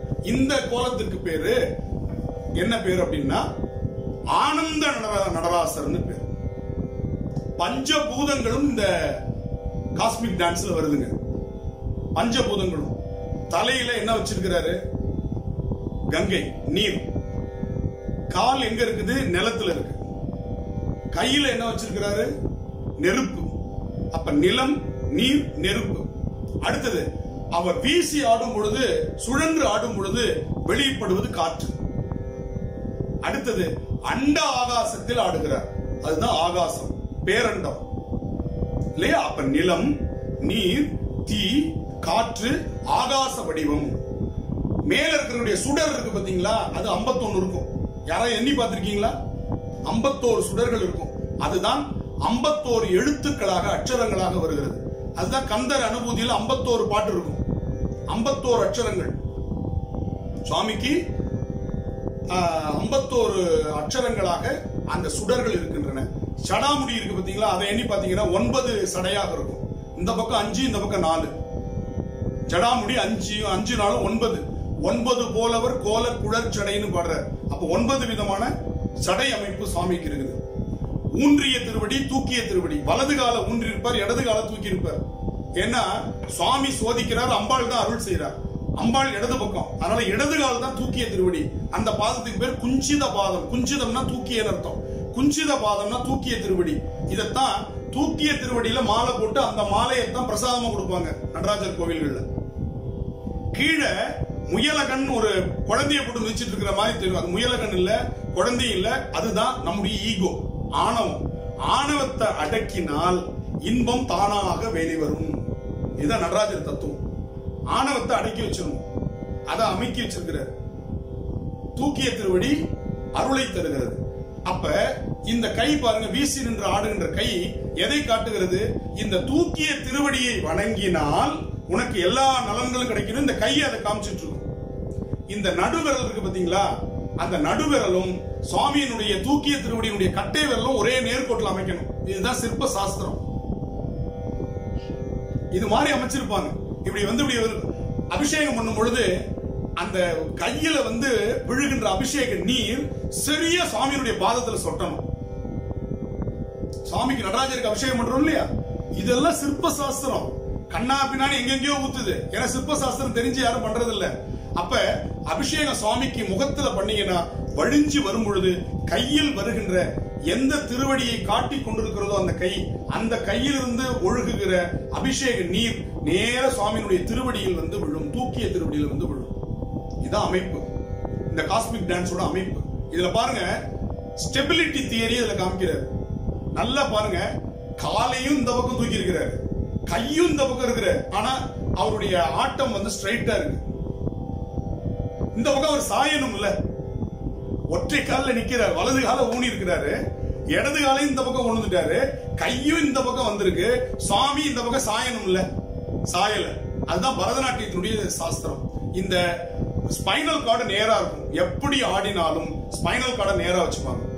அப்ப இது பரத சாஸ்திரத்தினுடைய மிக முக்கியமான விஷயம். அந்த ஸ்டெபிலிட்டி தியரி, எப்படி சுவாமி ஆடினாலும் அவருடைய அந்த நடு ஸ்டெம் நேரா இருக்குது, முதுகு நேரா இருக்கு பாருங்க. இப்ப இது எல்லாமே அந்த நடராஜர் தத்துவத்தில் நமக்கு சொல்றோம். நமசிவாய என்ற 5 எழுத்து வடிவம் அந்த நடராஜர் மூர்த்தம் அப்படின்னு சொல்றோம். அதெல்லாம் நமக்கு இங்க காட்டுறாரு. அதுதான் சொல்றார், காளியோடு ஆடி கனகாச்சலத்து ஆடி கூலியோடு ஆடி குவலயத்தை ஆடி நீடிய நீர் தீ கால் நீழ்வானிடை ஆடி நாளுற அம்பலத்தே ஆடும் நாதனே. திருமந்திரத்தில் சொல்றார், காளியோடு ஆடுறாரு, கனகாச்சலத்தில் ஆடுறாருன்னு சொல்றீங்க. அவர் 5 விதமான பஞ்சபூதங்களாகத்தான் ஆடுகிறான் என்று நடராஜரை பத்தி திருமூலர் சொல்லுகிறார். காளியோடாடி, கனகாச்சலத்து ஆடி, கனகாச்சலம்ங்கிறது பொன்னம்பலம், கனகம்னா தங்கலம், பொன்னம்பலம்னா சிதம்பரம். இந்த 2 தான் உங்களுக்கு தெரியும். ஆனால் அவன் பஞ்சபூதங்களில் ஆடுகிறான் என்பதுதான் தத்துவம் என்று சொல்லுகிறார். அவர் சொல்றார் ரொம்ப அழகா, நீடிய நீர் தீ கால், கால்னா காற்று, நீர் தீ கால் நீழ்வான் இடை ஆடி நாளுற அம்பலத்தை ஆடும் நாடனே. அவன் வெளியில் தெரிகிற வடிவத்தை நீங்கள் பார்க்கிறீர்கள், அவன் பஞ்சபூதங்களில் ஆடிக்கொண்டிருக்கிறான். இப்போ ஒரு பழமொழி உங்களுக்கு தெரியும், உலகம் பலவிதம். கேள்விப்பட்டிருக்கீங்களா? உலகம் பலவிதம் அப்படின்னு. உலகம் பலவிதம் இல்ல, உலகம் ஒரு விதம் தான், பலவிதம் இல்லவே இல்லை. மாமரத்துல நெல்லு காய்ப்பது இல்லை, மாறிச்சா? இல்ல. அப்புறம் எப்படி பலவிதமா? இல்ல, உலகம் ஒரே விதமா இருக்கு. நெல்லு நெல்லா இருக்குது, நீர் நீராக இருக்கிறது, தீ தீயாக இருக்கிறது, பாம்பு பாம்பா இருக்கு, யானை யானையா இருக்கு. அப்ப உலகம் ஒரே விதமா இருக்கிறது. அப்ப உலகம் பலவிதம் என்பதில் ஏதோ ஒரு பிழை இருக்குது இல்லையா? அதை பிரிக்கிறதுல தப்பு பண்ணிட்டோம். உலகம் பலவிதம்ங்கிறத உலகு அம்பலவிதம். புரிஞ்சுக்கிட்டீங்களா? உலகு அம்பலவிதம். அம்பலவிதம்னா இந்த நடராசனுடைய இயக்கத்திற்கேற்றவாறு இந்த உலகம் சுழன்று கொண்டிருக்கிறது. உலகு கூட்டல் அம்பலவிதம், இதை சேர்க்கும் போது உலகம் பலவிதம்னு ஆயிடுச்சு. அதாவது சுக்கு மிளகு திப்பிலி படிக்க தெரியாம சுக்குமி லகுமி இத்திலின்னா, சுக்குமி லகுதி இப்பிலின்னா, அது மாதிரி சாப்பாடும் போடப்படும் சாப்பாடும்போ டப்படும் படிக்கிற மாதிரி உலகு கூட்டல் அம்பலவிதம் உலகம் பலவிதம் ஆயிடுச்சு. அப்ப உலகம் அம்பலவிதமாக இருக்கிறது. காஸ்மிக் டான்ஸ் 17ஆம் நூற்றாண்டுல இங்கிலாந்துல அந்த அறிவியல் விஞ்ஞானிகள் இந்த நடராசனுடைய உருவத்தை வைத்து சொன்ன விஷயம் நம்முடைய பழமொழியில கிராமத்துல சாதாரணமா சொன்னா உலகு அம்பலவிதம். இப்ப சென்னைக்கு போனீங்கன்னா ஒண்ணு சொல்லுவாங்க தெரியுமா? சென்னை கூட வேண்டாம், இப்ப நம்ம அரவேந்தனுக்கு அது நல்லா தெரியும். வேலூர்ல அதிகமா சொல்லுவாங்க கம்முனிரு அப்படின்னுவாங்க. கம்முனிரு அப்படின்னுவாங்க. அப்படின்னா என்ன அர்த்தம்? பெசாம இருன்னு அர்த்தம் இல்ல. கம்முனிருன்னா அது பெசாம இருன்னு அர்த்தம் இல்ல. கம் என்பது கணபதி பீஜம். கம்முனிரு காரியம் நடக்கும். அப்ப கம் என்றால் கணபதியினுடைய பீஜ மந்திரத்தை சொல்லிட்டு இருந்தீங்கன்னா காரியம் நடக்கும். கம்முனிருக்கு காரியம் நடக்கும் சொல்லுவாங்க இந்த பழமொழி. அப்ப ஓம் கம் கணபதே அப்படின்னு சொல்லுவாங்க, பாத்திருக்கீங்களா? ஓம் கம் கணபதே, அந்த கணபதியினுடைய பீஜ மந்திரம் கம். இத நம்முடைய சைவ சித்தாந்தத்துல சொன்னது வழக்கமாக கம்முனிரு காரியம் நடக்கும், கம்முனிரு காரியம் நடக்கும். அப்ப அந்த கம்முனிருன்னா கம் என்ற பீஜ மந்திரத்தை உள்ளே சொல்லிக் கொண்டிரு. சக்தி இல்லைன்னா பெசா சிவனேன்னு இருந்துவாங்க. சைவ சித்தாந்தத்தினுடைய மிகப்பெரிய தத்துவம் அது. சக்தி இல்லைன்னா சிவனேன்னு அப்படின்னா சிவம் நிலையாற்றல், சக்தி இயக்காற்றல். அப்ப சக்தி இல்லைன்னா சிவனேன்னு இருந்தா பெசாம அமைதியா உட்கார்ந்துரு. சிவம் நிலையான ஆற்றல், சக்தி தான் சுழலுகின்ற ஆற்றல். லிங்கத்துல 2 பாகம், நடுவுல இருக்கிற ஸ்டெம் அடவே ஆடாது, அசைவே அசையாது. ஆனா ஆவுடையார் சுத்தலாம். அது சுத்தாம நடுவுல மருந்து வச்சு நம்ம பேக் பண்றோம். அஷ்டபந்தன மருந்து வச்சு ஆவுடையாரையும் சிவலிங்கத்தையும் பேக் பண்ணி வைக்கிறோம். ஆனால் அது எப்படி இருக்கும்? சுழலுவதாக இருக்கும். அப்ப இது சக்தி பீடம், நடுவுல இருக்கிறது சிவபீடம். அப்ப சக்தி இல்லைன்னா சிவனேன்னு சொல்லுவோம் இல்லையா? இதெல்லாம் சைவ சித்தாந்தம் நம்முடைய எளிமையா பழகுனது. அவன் ஏன் அந்த தப்பு பண்ணான்? ஆணவம் கண்ணை மறைச்சிருச்சுன்னு. சைவ சித்தாந்தத்துல ஆணவம் தான் அறிவை மறைக்குதுங்கிறான். அதுக்கு பேர் திரோதான சக்தின்னு பேரு, மறைப்பாற்றல். எளிமையா கிராமத்துல சொல்லிட்டான், ஆணவம் கண்ணை மறைச்சிருச்சு, அதான் அவன் அப்படி பண்ணிட்டு இருக்கிறான். ஆணவம் கண்ணை மறைச்சிருச்சு. அப்ப பாருங்க, அந்த ஆணவம்ன்ற ஈகோவை கீழே போட்டு அழுத்தி வச்சிருக்கிறாரு. ஈகோ கீழே போக போக போக இன்பம் மேலேறி வருங்கிறது அந்த தூக்கிய திருவடி. அதுதான் நடராஜர் காட்டுறார். அதே போல நம்முடைய உலக இயக்கத்தினுடைய அந்த மைய பகுதி, உலகத்தினுடைய மைய பகுதி சிதம்பரமாக இருக்கிறது. கூகுள் மேப்ல இதெல்லாம் நிரூபிக்கப்பட்ட ரகசியங்கள், நிரூபிக்கப்பட்ட உண்மைகள். அதை நமக்கு பார்க்கிறோம். அதே மாதிரி சுவாமியினுடைய அந்த கூத்துக்கள் பத்தி பாடும் பொழுது 82 பாடல்கள்ல நடராசர் வடிவத்தை பற்றி திருமூலர் பேசியிருக்கிறார். ஒரு பாட்டு 2 பாட்டு இல்ல. நான் ஒன்னே ஒன்று சொன்னேன், காளியோடு ஆடி கனகாச்சலத்தாடி. அது மாதிரி 82 பாடல்கள்ல இறைவனுடைய கூத்து பற்றி பேசியிருக்கிறார் நம்முடைய திருமூலர்.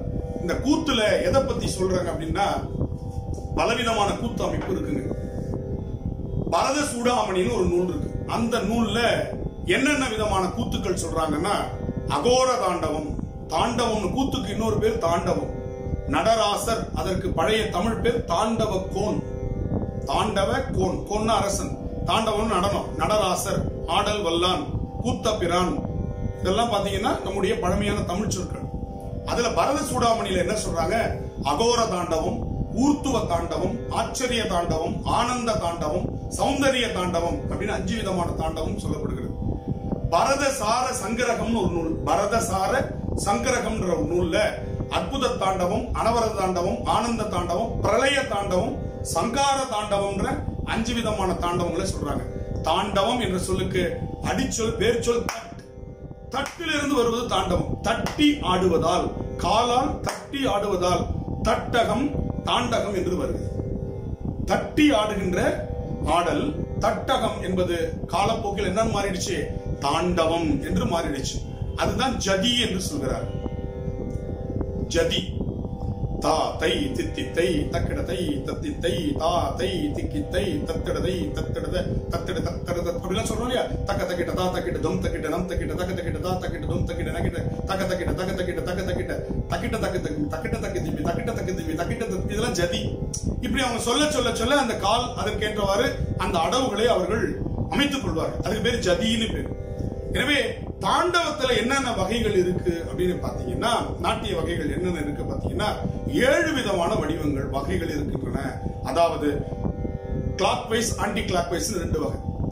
தட்சிண பிரமாணம் அப்படின்னா வலப்பக்கமா சுத்தணும்னா அதுக்கு பேர் தட்சிண பிரமாணம்னு பேரு. வாம பிரமாணம்னு சொன்னோம்னா அதுக்கு பேர் இடச்சுழி. அடுத்து பாருங்க, லீமா பிரமாணம் அப்படின்னு சொன்னா விளையாட்டு சுழற்சின்னு அதுக்கு பேரு. புஜங்க பிரமாணம் என்று சொன்னா அதுக்கு பேர் பாம்பு போல வளைந்து சுழன்று ஆடுவதற்கு. புஜங்கம்னா பாம்பு, பாம்பு மாதிரி தலையை தூக்குற ஒரு ஆசனத்துக்கு பேர் புஜங்காசனம்னு பேரு. ஆசனங்கள்ல, யோகாசனங்கள்ல தரையில படுத்து உடம்பு ஃபுல்லா கீழே இருக்கும், தலை மட்டும் அப்படி தூக்கி பண்ற ஆசனம் இருக்கு இல்லையா? அந்த ஆசனத்துக்கு பேரு புஜங்காசனம்னு பேரு. எனவே புஜங்க தாண்டவம்னு ஒரு தாண்டவம், பாம்பு மாதிரி ஆடுற தாண்டவம். அதே மாதிரி வித்யுத் பிரமாணம், மின்கொடி போல வளையிறது. அதுக்கப்புறம் லதா பிரமாணம் அப்படின்னா மரம் போல நின்று கொடி போல் சாய்வது. அடுத்தது ஊர்த்துவ தாண்டவம், ஒரு கால ஊனி ஒரு கால 180 டிகிரி தூக்குறது. 80 டிகிரி 90 டிகிரி இல்ல, 180 டிகிரி நேரா ஒத்த கால தூக்குறதுக்கு பேரு ஊர்த்துவ தாண்டவம். இதுதான் திருவாலங்காட்டுல சிவபெருமானுடைய தாண்டவத்துல. இப்ப இது வந்து நடராசர் சிதம்பரத்தில் இருக்கிற தாண்டவம். திருவாலங்காடுல காரைக்கால் அம்மையார் பாடுற தாண்டவம் ஊர்த்துவ தாண்டவம். ஒரு கால் ஊனி இருக்கும், ஒரு கால் 180 டிகிரி எப்படி இருக்கும்? இது 90, இது 90 டிகிரி, 180 டிகிரி. என்ன பண்ணாரா? சுவாமி ஆடிக்கிட்டே இருக்கும் பொழுது அம்பாள் வந்து போட்டி நடனம் ஆடுகிறாள். அப்ப சுவாமியினுடைய வேகத்துல காதுல இருக்கிற தோடு கழண்டு கீழே விழுந்துருச்சு. டான்ஸ் நிறுத்த முடியாது. அப்ப அவர் என்ன பண்ணாராம்? காலால தோடு எடுத்து மாட்டினாராம், காலாலே. அதுதான் அந்த ஊர்த்துவ தாண்டவம். தோட ஒரு கால்ல ஆடி, ஒரு கால்ல விரல்ல அந்த தோடை எடுத்து அதை அப்படியே தூக்கி தோட என்ன பண்ணாரா? மாட்டி இருக்கிறார். அந்த தாண்டவம் தான் ஊர்த்துவ தாண்டவம் அப்படின்னு அதுக்கு நம்ம சொல்றோம். அது திருவாலங்காட்டுல ஆடி இருக்கார் சுவாமி. அது மாதிரி 7 விதமான தாண்டவ வகைகளை நமக்கு சொல்றாங்க. சரி, ஆகமங்கள்னு சொல்றோம் இல்லையா? ஆகமங்கள் 28 ஆகமங்கள் சொல்லுவாங்க. நம்முடைய சிவாச்சாரியார் சபாரத்னம் அவர்கள் இந்த ஆகமங்கள் பத்தி நிறைய நூல்கள் எழுதியிருக்கார், நிறைய ஆராய்ச்சி பண்ணியிருக்கார். அவரு புத்தகத்துல ஆகமங்கள்ல 7 விதமான தாண்டவங்கள் சொல்லப்படுகிறது அப்படின்னு சொல்லி குறிப்பிட்டிருக்கிறார். ஆனந்த தாண்டவம் எதுனா தில்லை. சந்தியா தாண்டவம், முயலகன் இன்றி ஆடுகின்ற தாண்டவத்துக்கு பேர் சந்தியா தாண்டவம். அதுல முயலகன் இருக்காது, முயலகன் கீழே இருக்கிற ஈகோ இருக்காது. உமா தாண்டவம், அதுல 6 கரங்கள் இருக்கும். சுவாமிக்கு ஆனந்த நடராசனா இருக்கும் போது 4 கரங்கள், ஆனால் உமா தாண்டவம் ஆடும் பொழுது 6 கரங்கள். இடப்பக்கம் உமையம்மை இருக்கும். அதே போல கௌரி தாண்டவம், இடப்பக்கம் கௌரி, வலப்பக்கம் நந்தி தேவர் இருக்கக்கூடிய தாண்டவத்துக்கு பேரு கௌரி தாண்டவம். காளிகா தாண்டவம், 8 கரங்களை உடைய தாண்டவம் காளிகா தாண்டவம். அதற்கு திருவாலங்காடு உதாரணம். அடுத்து திரிபுர தாண்டவம், 16 கரங்களை உடைய தாண்டவம். நடராஜர்ல 16 கரங்கள் இருக்கும், அதுக்கு பேர் திரிபுர தாண்டவம். சங்கார தாண்டவம், 8 கரங்களுடைய தாண்டவம். இது நந்தியம் பெருமானோடு ஆடக்கூடிய தாண்டவம், சங்கார தாண்டவம். இப்படி 7 விதமான தாண்டவங்கள் இருக்கின்றன. ஆனந்த தாண்டவம், சந்தியா தாண்டவம், உமா தாண்டவம், கௌரி தாண்டவம், காளிகா தாண்டவம், திரிபுர தாண்டவம், சங்கார தாண்டவம். சரி, இது எல்லாம் அப்பர் பெருமை ஒரே பாட்டுல சொல்லி அழகா நடராஜர் எப்படி இருப்பார் இவ்வளவும் நம்ம தெரிஞ்சுக்கணுமா சார்? நடராஜர்னு சொன்னா புரியாதா அப்படின்னு ஒரே பாட்டுல சொல்லிட்டார்.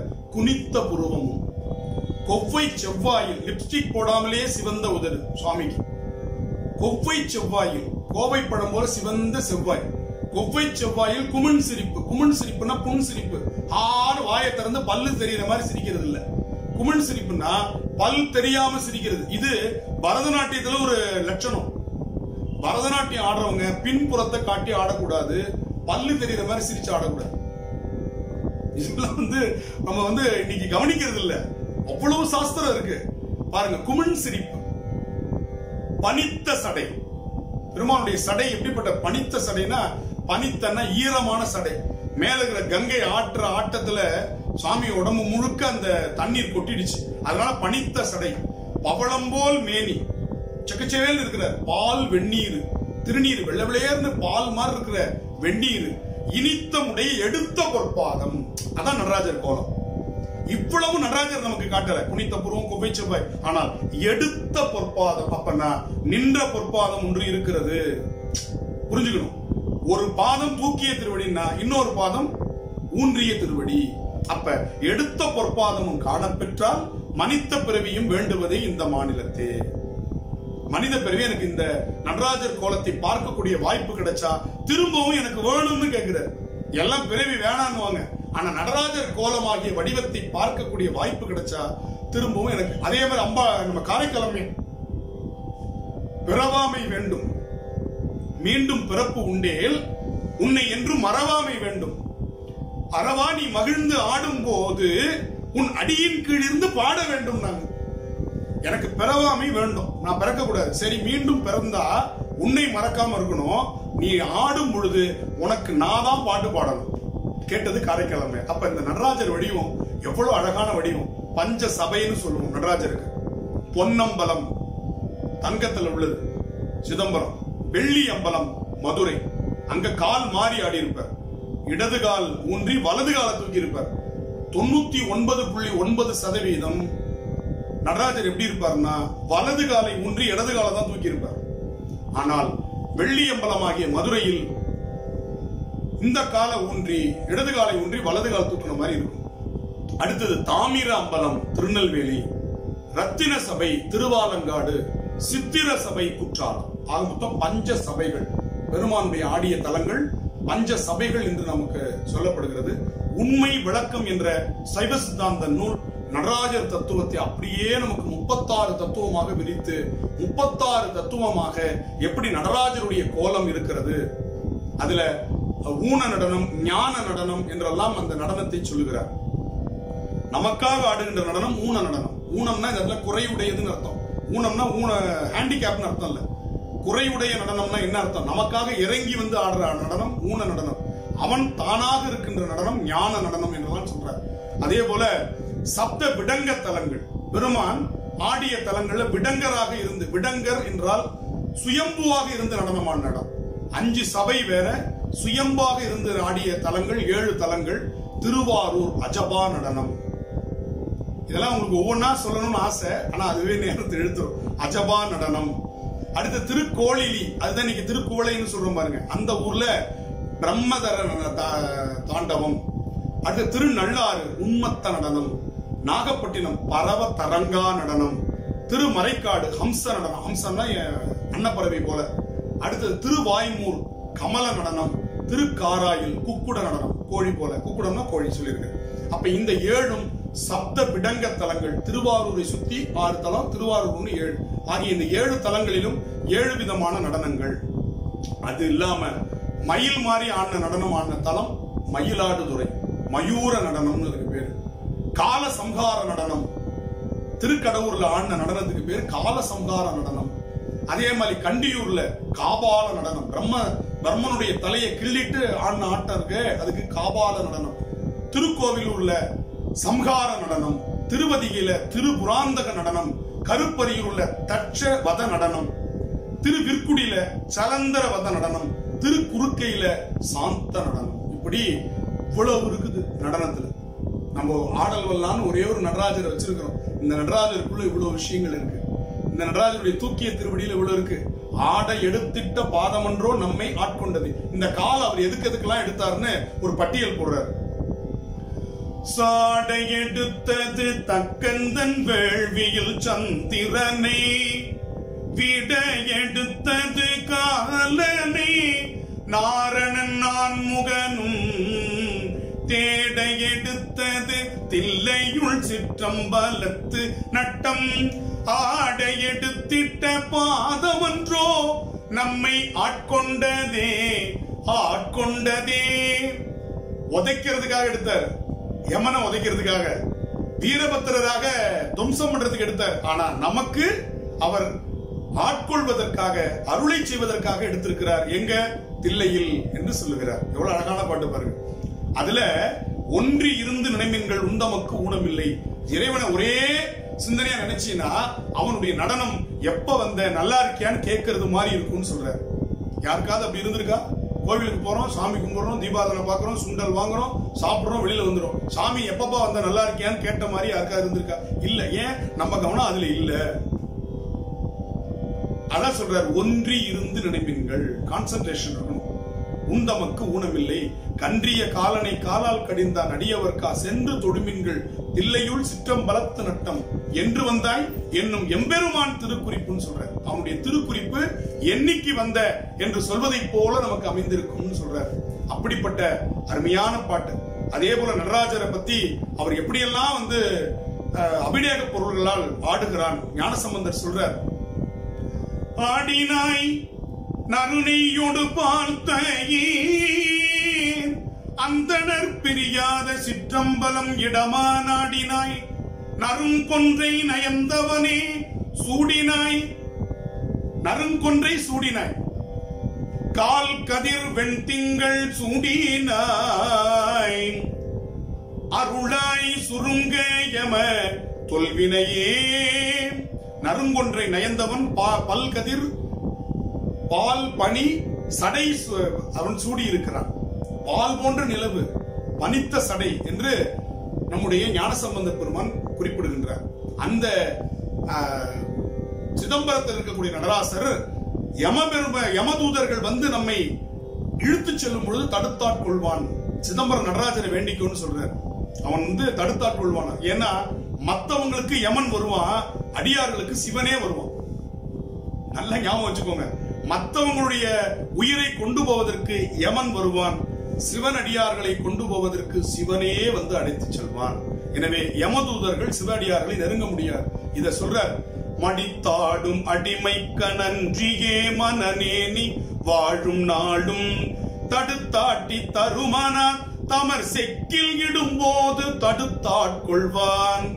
செக்கில போட்டு அரைப்பாங்க இல்லையா யமதூதர்கள், அப்ப தடுத்தாட்கொள்வான்.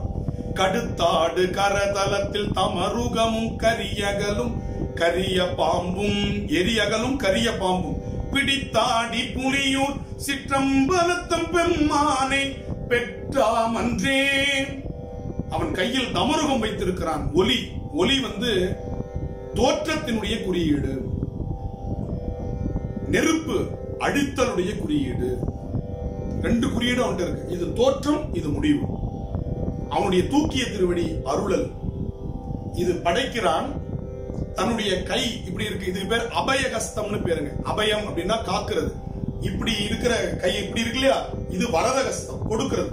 அப்ப உடுக்கையின் மூலமாக உயிர்களை தோற்றுவிக்கிறான், அபயகஸ்தம் மூலமாக உயிர்களை காக்கின்றான், நெருப்பின் மூலமாக உயிர்களுக்கு என்ன பண்றான், ஓய்வு கொடுக்கிறான். அதை அழித்தல்னு சொல்லக்கூடாது, சைவத்துல ஒடுக்குதல்னு பேரு. ஓய்வு கொடுக்கிறான். அதுக்கப்புறம் அவன் என்ன பண்றான், ஆடுதல் மூலமாக மறைக்கிறான், திருவடி மூலமாக அருளுகின்றான், முக்தி அருளுகின்றான். இதுதான் நடராஜனுடைய அருமையான தத்துவம். திருவாசகத்துல கண்ட 10. இந்த நடராஜர் எப்படி இருக்கார்? பூதங்களைந்தாகி புலனாகி பொருளாகி வேதங்கள் அனைத்துமாய் வேதம் இல்லா பெருமையனை கேதங்கள் கெடுத்தாண்ட கிளரொளியை மரகதத்தை வேதங்கள் தொழுதேத்தும் விளங்கு தில்லை கண்டேனே. தில்லையில் பார்த்தது எப்படி இருக்கா? பூதங்கள் ஐந்தாகி புலனாகி பொருளாகி வேதங்கள் அனைத்துமாய் வேதமில்லா பெருமையன். இந்த உலகத்தில் எத்தனையோ வேதங்கள், வேதம்னா வேறுபாடுகள் இருந்தாலும் அவன்கிட்ட எந்த வேதமும் இல்லை. நமக்கு தான் அது பன்றி யானைன்னு வேறுபாடு. ஆனா சிவபெருமானுக்கு ரெண்டுமே குழந்தைங்க. அதனாலதான் பன்றிக்கு கூட பால் கொடுத்த வரலாறு நம்மள்ட்ட இருக்கு. யானைக்கு அருள் செய்த வரலாறு மட்டும் இல்ல, மனிதனுக்கு அருள் செய்த வரலாறு மட்டும் இல்ல, தாயுமானவன் யாருக்கு? மனுஷங்களுக்கு மட்டும் இல்ல, பன்றிக்கும் அவன் தாயுமானவன். ஏன்னா அவனுக்கு அந்த வேறுபாடுகள் எதுவுமே இல்லை. அதான் இங்க சொல்ற பேதமில்லா பெருமையனை என்று அருமையாக இந்த நடராசர் வடிவத்தை நமக்கு தருகிறார். நிறைவாக ஒரே ஒரு பாடலை சொல்லி இந்த நடராசர் வடிவத்தோடு இந்த முதல் பகுதியை நிறைவு செய்வோம். அடுத்தடுத்த பகுதி முன்னுரைகள் இருக்காது, நிறைய திருவடிவங்களை நாம் பார்க்கலாம். எனவே அருமையாக இந்த நடராசர் வடிவத்தை பற்றி நிறைய பாடல்கள் நமக்கு முத்து தாண்டவர், மாரிமுத்தா பிள்ளை, அருணாச்சல கவிராய், இந்த 3 பேரும் ரொம்ப முக்கியமானவங்க, பிற்கால இசைக்கலை மூவர்கள். அதுல முத்து தாண்டவர் பாடின பாட்டு பரதநாட்டியம் கத்துக்கிட்டவங்க இந்த பாட்டு தெரியாம கத்துக்க முடியாது. அருமையான ஒரு பாட்டு, மாயமாளவகவுளையின் ஒரு ராகத்துல அருமையான ஒரு பாட்டு பாருங்க. ஆடிக்கொண்டார் அந்த வேடிக்கை காண கண் ஆயிரம் வேண்டாமோ, ஆடிக்கொண்டார் அந்த வேடிக்கை காண கண் ஆயிரம் வேண்டாமோ, நாடி துதிப்பவர் பங்கில் உறைபவர் நம்ப திரு செம்பொன் அம்பலவாணர் ஆடிக்கொண்டார் அந்த வேடிக்கை காண கண் ஆயிரம் வேண்டாமோ, ஆரணவமணி மாலைகளாட ஆடும் மரபம் படம் விரித்தாட, ஆரணவமணி மாலைகளாட ஆடும் மரபம் படம் விரித்தாட, சீரணி கொன்றை மலர் தொடையாட சிதம்பரம் தேர் ஆட, ஆடிக்கொண்டார் அந்த வேடிக்கை காண கண் ஆயிரம் வேண்டாமோ. எவ்வளவு அழகான ஒரு பாட்டு பாருங்க. பேரணி வேதிய தில்லை 3000 பேர்களும் பூச்சித்து கொண்டு நின்றாட, காரண காளி எதிர்த்து நின்றாட, கனக சபை தன்னிலே ஆடிக்கொண்டார் அந்த வேடிக்கை காண கண் ஆயிரம் வேண்டாமோ.